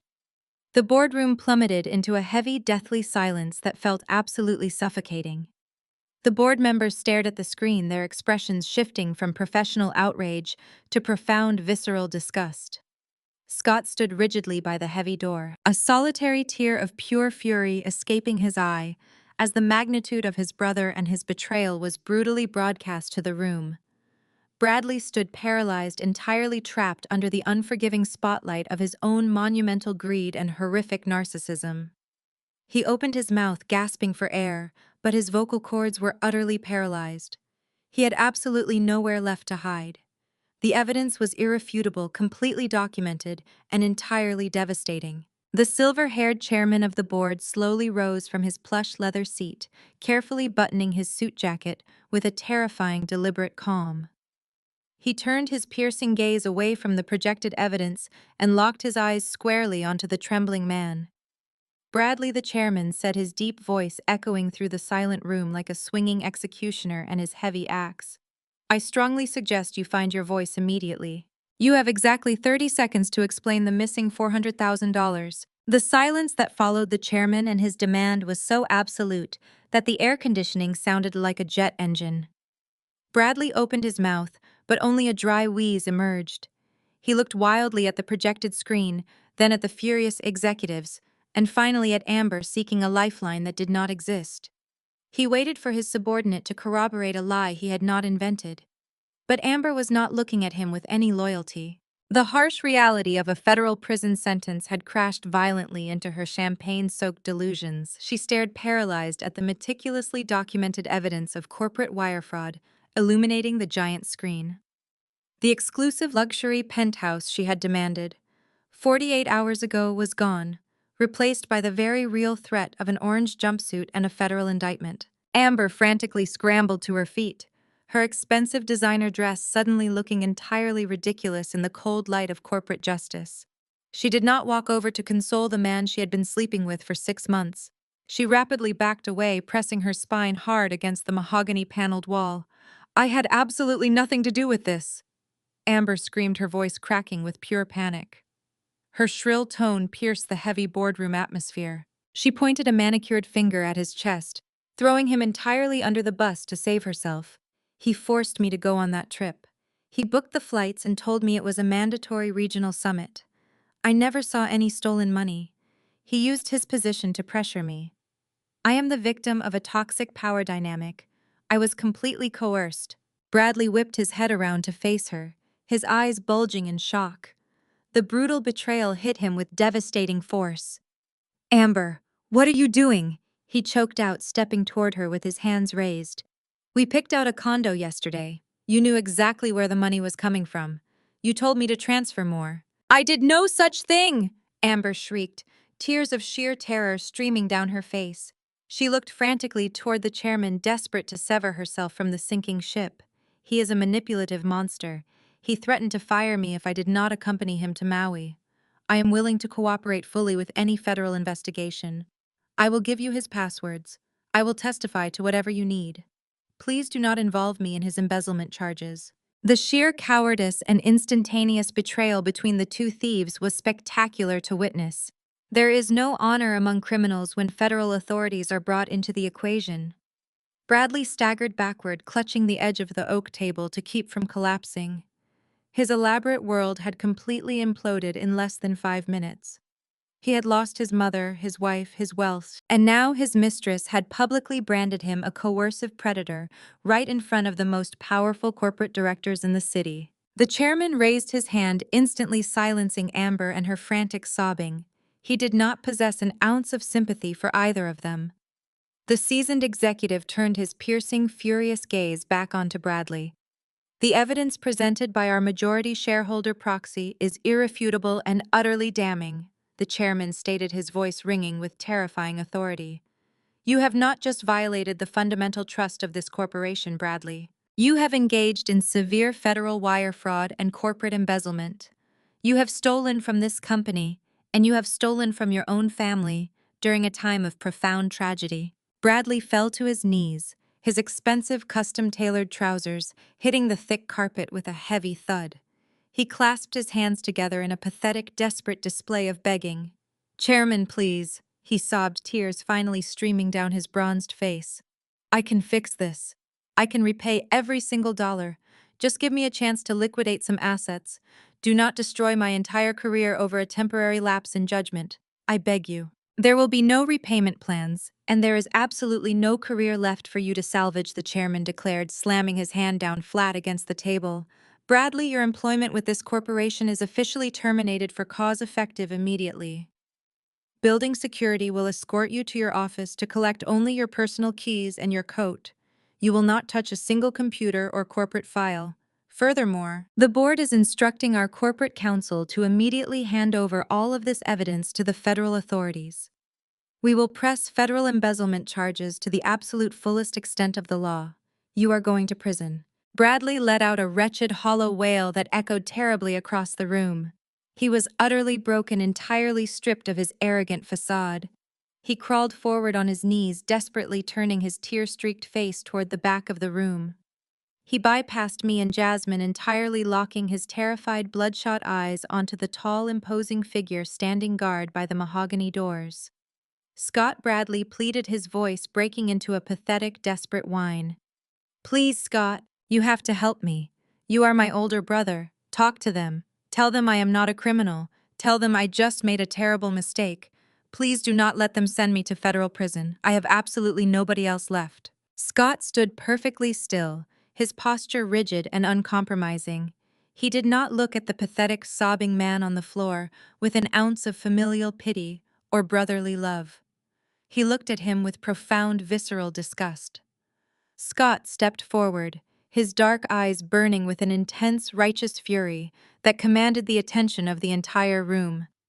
He stared down at the man who had prioritized a tropical vacation and stolen wealth over their dying mother. You left Mom to die alone.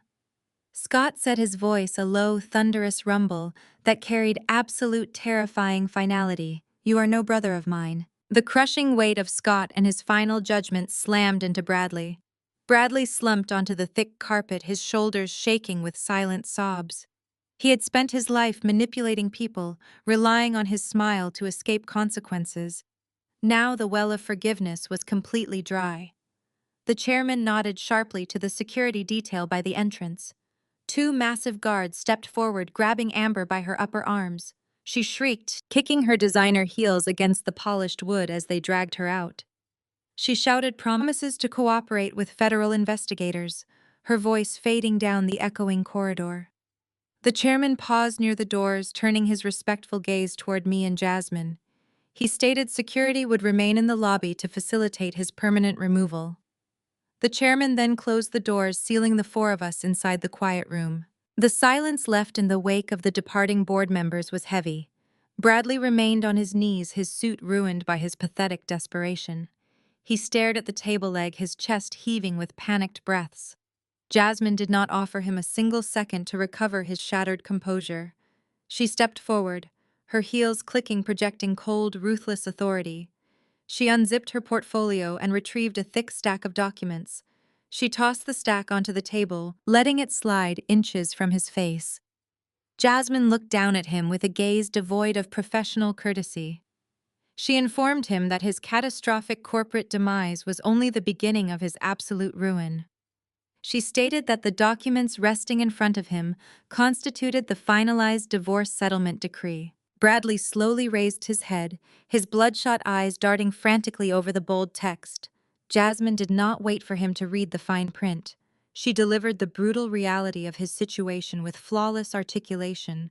She explained that because we possessed irrefutable proof of his financial crimes, his dissipation of our marital assets, and his documented adultery, the legal parameters were entirely one-sided. He had drained our joint checking accounts to zero to fund his demanding mistress. He had recklessly amassed astronomical mountains of debt across multiple high-interest credit cards. Jasmine leaned over the oak table, pointing a sharp manicured finger directly at the final page.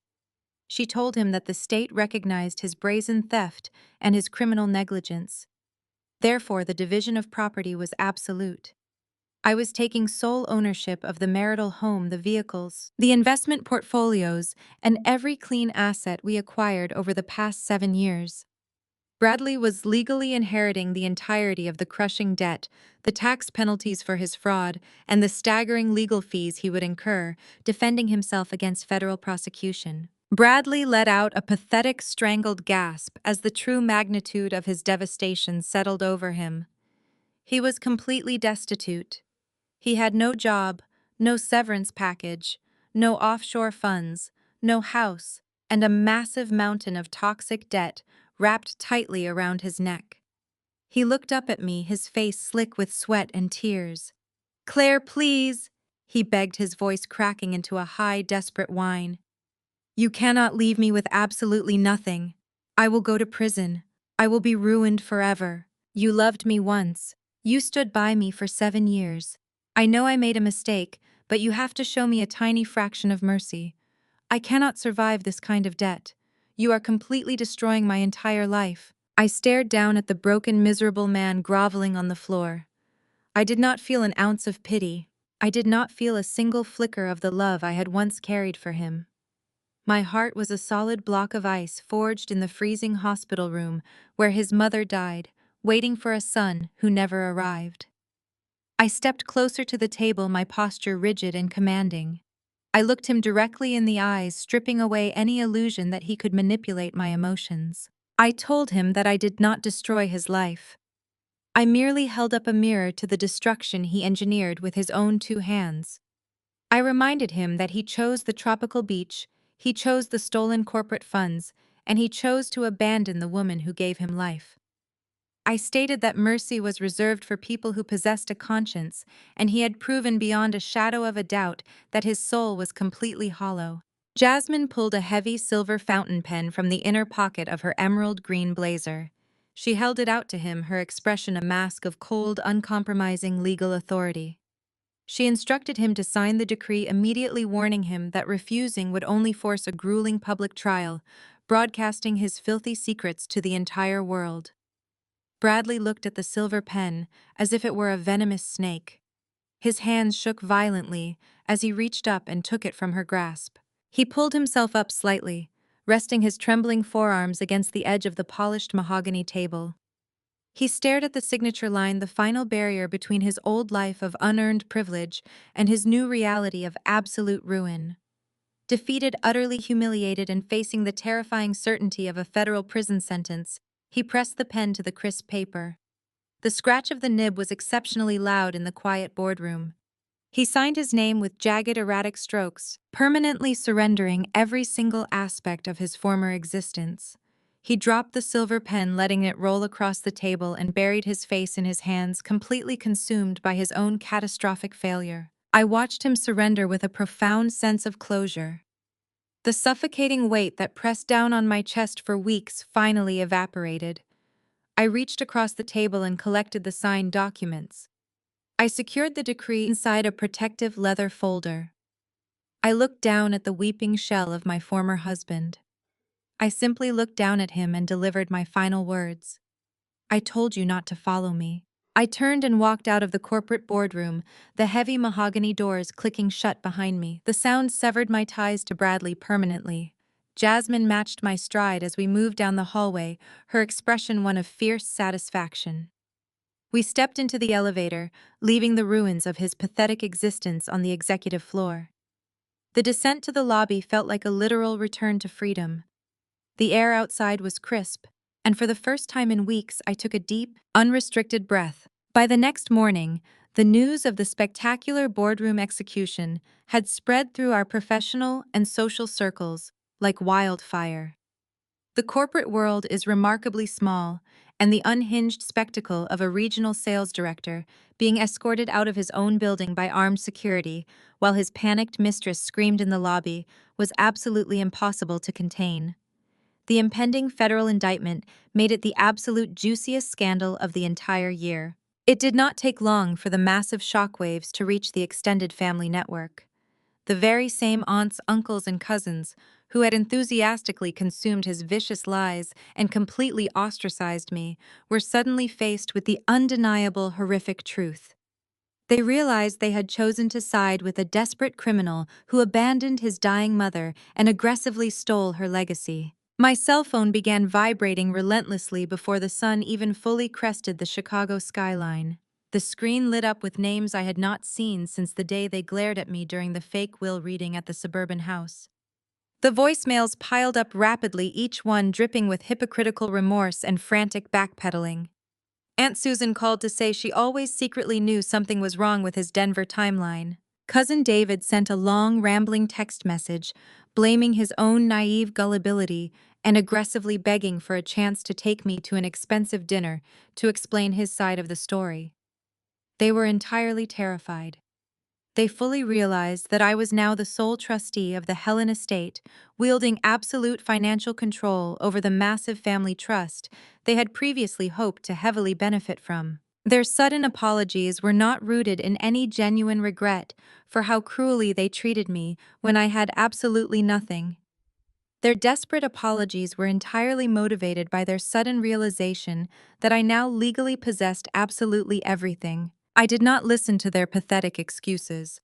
I did not entertain their desperate attempts to rebuild the bridges they had so gleefully burned to the ground just days ago. I sat on the couch in my quiet apartment holding my phone and systematically went through every single contact on my list. I pressed the block button over and over again with extreme prejudice. I blocked Susan. I blocked David. I blocked every single relative who had turned their back on me when I was heavily grieving and incredibly vulnerable. I felt absolutely zero guilt as their names vanished from my digital orbit. This entire harrowing ordeal had fundamentally rewired my basic understanding of loyalty.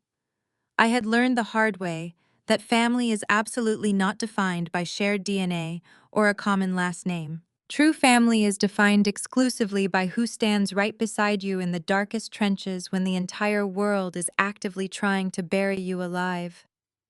Scott and Jasmine had repeatedly proven their unwavering loyalty and brilliant strength. The rest of them were nothing more than opportunistic strangers, and I permanently revoked their access to my newly rebuilt life. With the highly toxic debris of my former marriage officially cleared away, I focused my entire energy on the monumental task waiting for me. 2 weeks after the dramatic termination, I officially assumed my permanent seat on the corporate board of directors. I did not accept the prestigious position merely to collect massive dividends or act as a passive corporate figurehead. Helen had explicitly trusted me to protect her massive empire, and I fully intended to honor that profound responsibility with every ounce of my being. The regional sales division was currently in a state of absolute operational chaos following the massive federal investigation into the embezzlement scheme. The highly fraudulent supply routes had caused severe logistical bottlenecks across the entire Midwest, and vendor trust was currently sitting at an all-time low. The other senior executives were visibly panicked about the massive loss in quarterly revenue, but I was completely in my element. I stood confidently at the head of the massive oak boardroom table, occupying the exact spot where Bradley had met his spectacular demise just 14 days prior. I opened my laptop and connected it to the main projection system. I did not offer any empty corporate platitudes or useless motivational speeches. I projected a massive, highly detailed operational roadmap onto the giant screen behind me.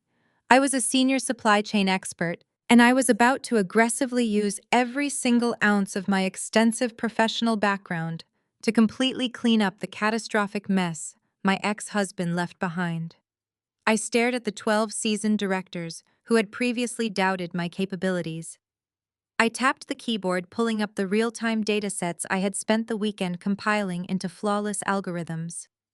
The federal agents had already seized the Delaware Shell Company accounts, freezing every cent, but the internal corporate bleeding still needed a massive surgical intervention to heal. I took a deep breath, feeling the absolute surge of undeniable power course fiercely through my veins. The dark days of me staying quiet and playing the supportive background role were officially over forever. I was the new majority proxy wielding absolute control, and I was ready to rebuild this entire corporation from the ground up. Let us begin the aggressive restructuring process immediately, I announced calmly, to the completely silent room, knowing that my logistical brilliance would completely erase his toxic footprint permanently. From this exact moment forward, nobody will ever underestimate me. While I was busy restructuring the regional supply chain and solidifying my position within the corporate hierarchy, the fallout for the two people who had so arrogantly tried to destroy my life was unfolding with brutal efficiency. Amber had genuinely believed her frantic, tearful performance in the boardroom would save her from the devastating consequences of her immense greed. She frantically hired a cheap, inexperienced defense attorney and immediately attempted to play the ultimate victim, falsely claiming she was just a young, naive subordinate, completely manipulated by a powerful, terrifying corporate predator. She assumed that throwing Bradley to the federal wolves would grant her total immunity and allow her to quietly slip into another lucrative position at a rival firm. But she entirely underestimated the brilliant, unrelenting force of Jasmine and her razor-sharp legal expertise. Jasmine did not just hand the financial evidence over to the federal authorities. She personally marched down to the corporate human resources department and spearheaded a comprehensive internal investigation.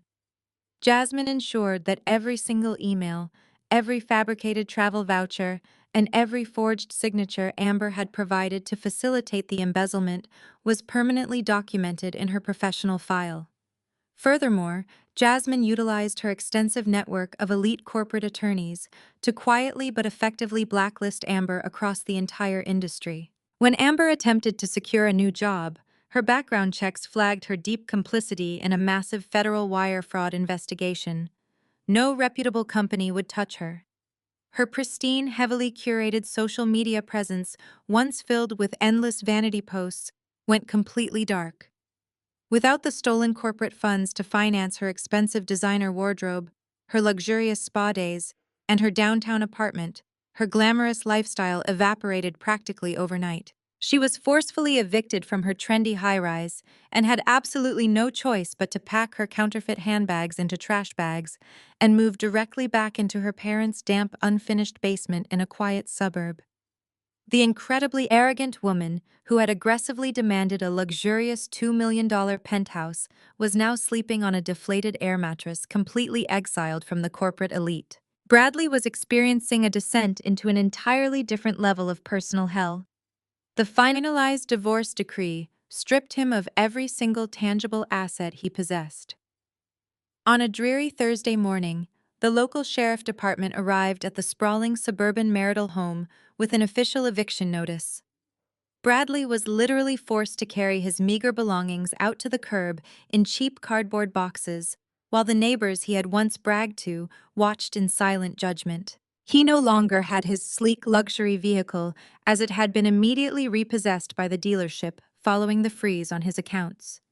His elite social circle, the wealthy golf buddies and arrogant executives, he had spent years aggressively networking with completely severed all ties. They blocked his phone number, ignored his desperate emails, and instructed their security guards to deny him entry to their private country clubs.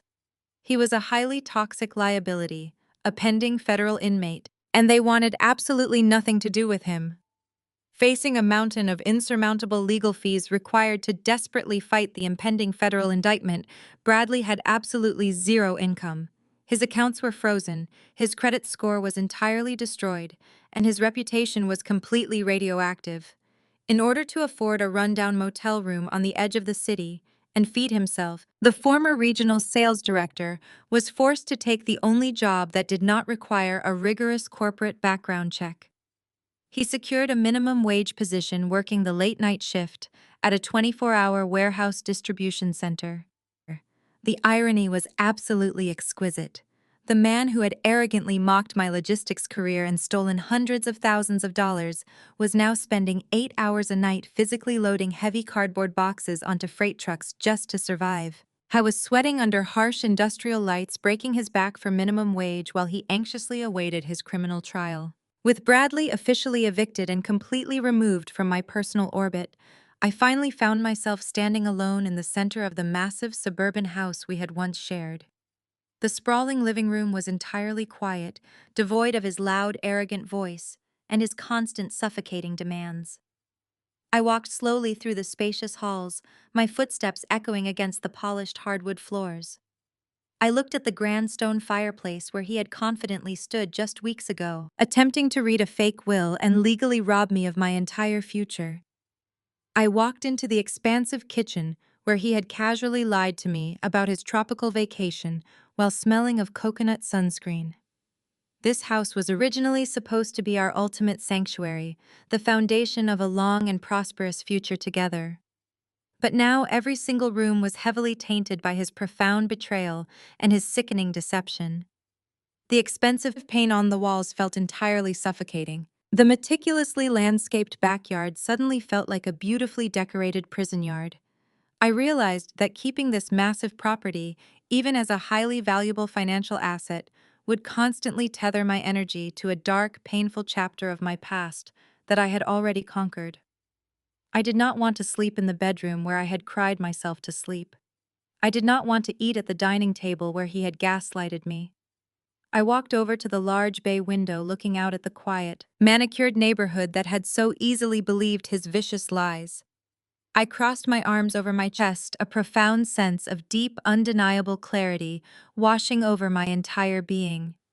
I pulled my cell phone from my jacket pocket and deliberately dialed the most ruthless, highly effective real estate broker working in the entire city. I knew exactly what I absolutely needed to do with this cursed house right now. I was finally ready to completely erase every single trace of him from my brand new life and officially close this painful chapter forever. The real estate broker arrived at the property the very next morning. I instructed her to list the sprawling suburban house slightly below market value to guarantee an absolute bidding war and ensure the fastest possible closing date. I wanted the property liquidated immediately. I hired a professional staging company to completely neutralize the space. They removed every single piece of furniture Bradley and I had selected together, replacing our dark, heavy traditional decor with sleek, modern, minimalist pieces. They stripped away the painful memories etched into the walls, transforming the house into a sterile commodity. It worked perfectly. We received 3 cash offers within the first 48 hours on the market. I signed the final closing documents 2 weeks later, transferring the deed to a young, oblivious couple who had absolutely no idea about the monumental betrayal that had transpired within those walls. The massive wire transfer hit my newly established private bank account the very same afternoon. Selling the house was the ultimate cleansing ritual. It felt like aggressively scrubbing a deep, toxic stain out of my life. I combined the substantial profits from the real estate sale with the first heavy distribution of dividends from the Helen Estate Trust. Furthermore, the corporate board had recently finalized my massive executive compensation package, officially cementing my new role and significantly increasing my annual salary. For the very first time in my entire adult life, I possessed absolute, unrestricted financial sovereignty. I did not consult a husband, a financial planner, or a manipulative family network. I drove straight into the heart of downtown Chicago, navigating the towering steel skyscrapers and bustling city streets. I met with a high-end luxury broker who specialized in exclusive unlisted properties. She took me to the absolute top floor of a newly constructed ultra-modern glass high-rise overlooking the magnificent glittering expanse of Lake Michigan. The penthouse was absolutely breathtaking. It was a sprawling open-concept masterpiece featuring massive floor-to-ceiling windows that flooded the entire space with natural sunlight. The floors were polished white marble. The kitchen was a sleek marvel of dark granite and stainless steel, and the expansive private terrace offered an unobstructed panoramic view of the iconic city skyline. It was the exact opposite of the heavy, dark suburban house Bradley had constantly insisted upon. It was bright open, entirely modern, and absolutely unapologetic. I purchased the luxury penthouse in cash that exact same day. Moving into the city felt like a profound rebirth. I decorated the space exclusively for myself, filling the rooms with vibrant modern art, lush green plants, and elegant contemporary furniture that reflected my own personal taste. I reclaimed my own identity, building a beautiful sanctuary high above the chaotic noise of the city streets.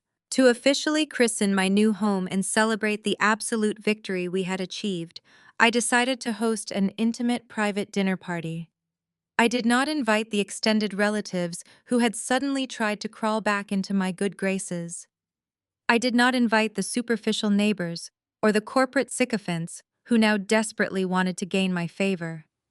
The guest list was aggressively curated and exclusively reserved for the people who had actively fought for me when I was completely destitute. I invited Scott and Jasmine, the absolute architects of my legal and emotional survival.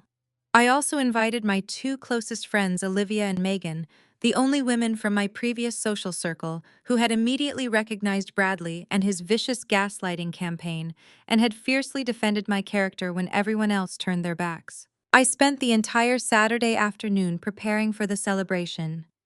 I hired a private chef to cater an exquisite 5-course meal, refusing to spend the evening stressed over a hot stove like I used to do for Bradley and his demanding family. When the doorbell chimed, I opened the door to find my true family standing in the hallway. Scott carried a massive bouquet of vibrant exotic flowers, and Jasmine held a sleek black box containing an incredibly rare vintage bottle of imported champagne. Olivia and Megan arrived shortly after filling the expansive penthouse with genuine unbridled laughter and warm, authentic embraces. The atmosphere was incredibly light and completely devoid of the toxic, heavy tension that had always suffocated the family gatherings of my past. We sat around the sleek glass dining table, enjoying a masterfully crafted culinary experience. The chef presented a delicate seared sea bass, drizzled with a rich saffron reduction, followed by an incredibly tender filet mignon, resting on a bed of truffle-infused puree. We ate phenomenal food and shared stories that had absolutely nothing to do with corporate fraud or painful betrayals. We talked about our future ambitions, our upcoming travel plans, and the profound beauty of starting completely over. Scott looked more relaxed than I had seen him in years. The heavy burden of his brother and his constant deceptions finally lifted from his shoulders. He looked around the gorgeous modern penthouse, raising his water glass to me with a deep, respectful nod of absolute approval. As the sun began to set over the city, casting a brilliant golden hour glow across the polished marble floors, Jasmine stood up from the table. She reached for the vintage bottle of champagne she had brought, expertly popping the cork with a soft, satisfying sigh. She moved gracefully around the table, pouring the sparkling golden liquid into our crystal flutes. The bubbles danced energetically in the fading sunlight.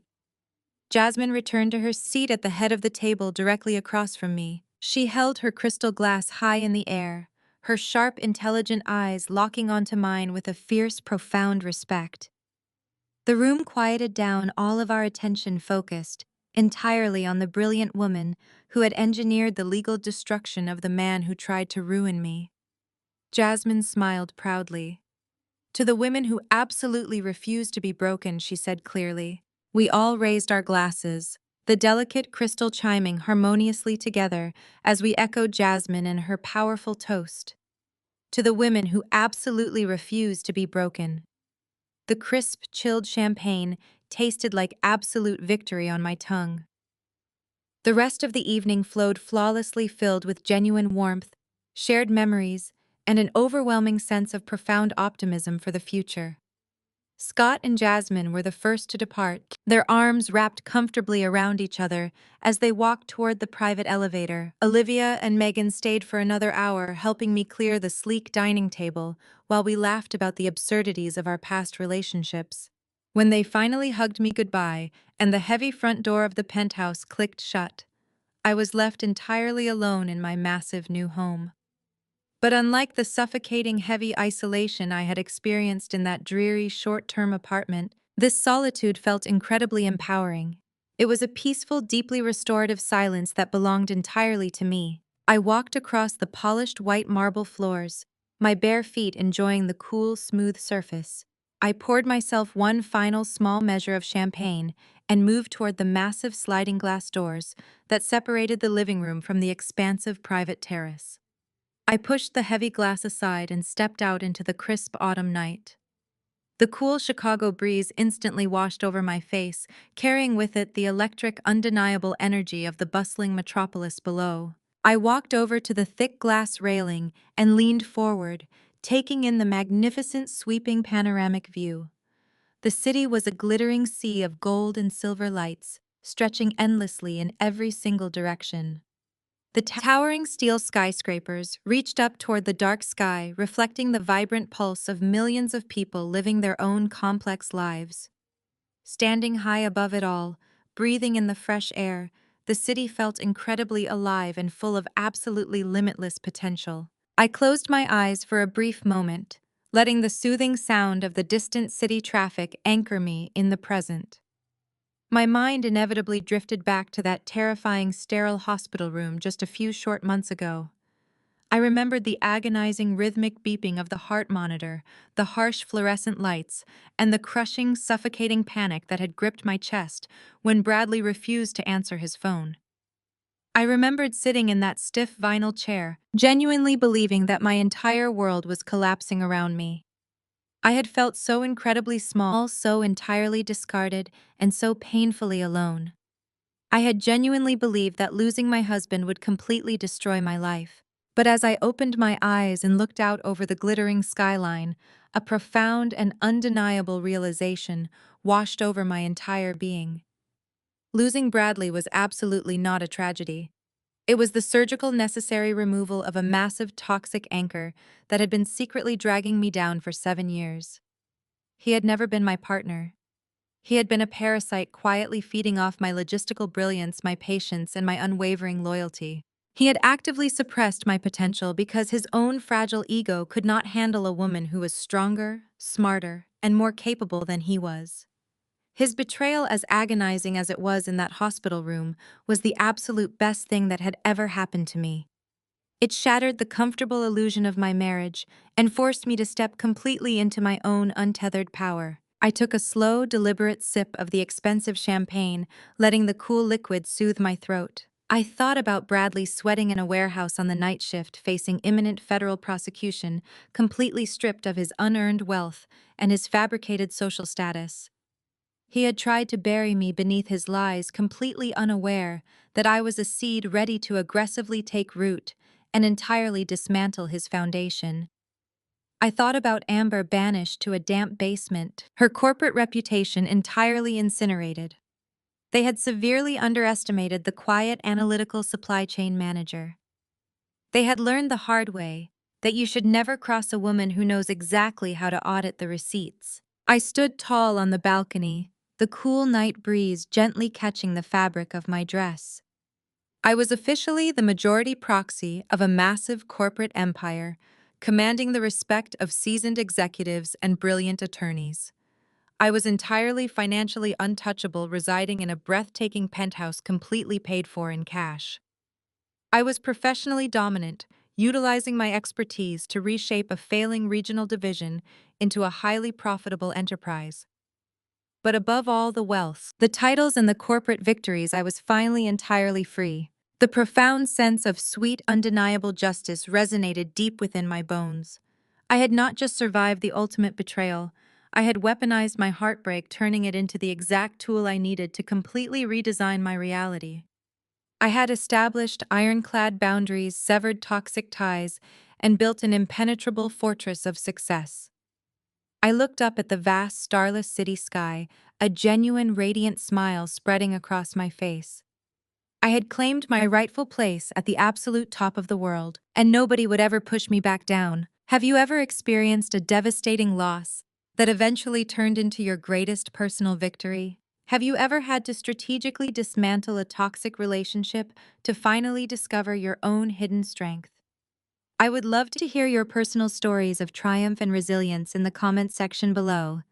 If my journey resonated with you, please hit the like button and subscribe to the channel to hear more empowering stories. Share this video with anyone who might need a reminder that rock bottom is sometimes the perfect foundation to build a towering skyscraper. Thank you all for joining me on this incredible journey. Always remember to fiercely protect your peace, know your absolute worth, and never apologize for taking back your power. I will see you in the next video. The most profound lesson embedded in Claire's journey is that losing a toxic relationship is never a tragedy, it is a vital liberation. For years, Claire anchored her life to a man who secretly drained her emotional and financial reserves. When Bradley's ultimate betrayal occurred during her most vulnerable moment, the illusion of her marriage completely shattered. However, instead of collapsing under the weight of his deceit, she weaponized her grief into unstoppable momentum. The story powerfully illustrates that our true worth is never defined by how deeply someone else fails to value us. When faced with manipulation and gaslighting, Claire did not shrink to accommodate Bradley's massive ego. She relied on her intelligence, established ironclad boundaries, and redefined her concept of family by surrounding herself only with those who proved their loyalty in the darkest trenches. We often fear the pain of a massive life collapse, but sometimes the universe clears the stage so we can finally build a fortress of our own design. You must be willing to walk away from the table when respect is no longer being served. Share your thoughts on this lesson, and please let me know your biggest takeaway in the comments below.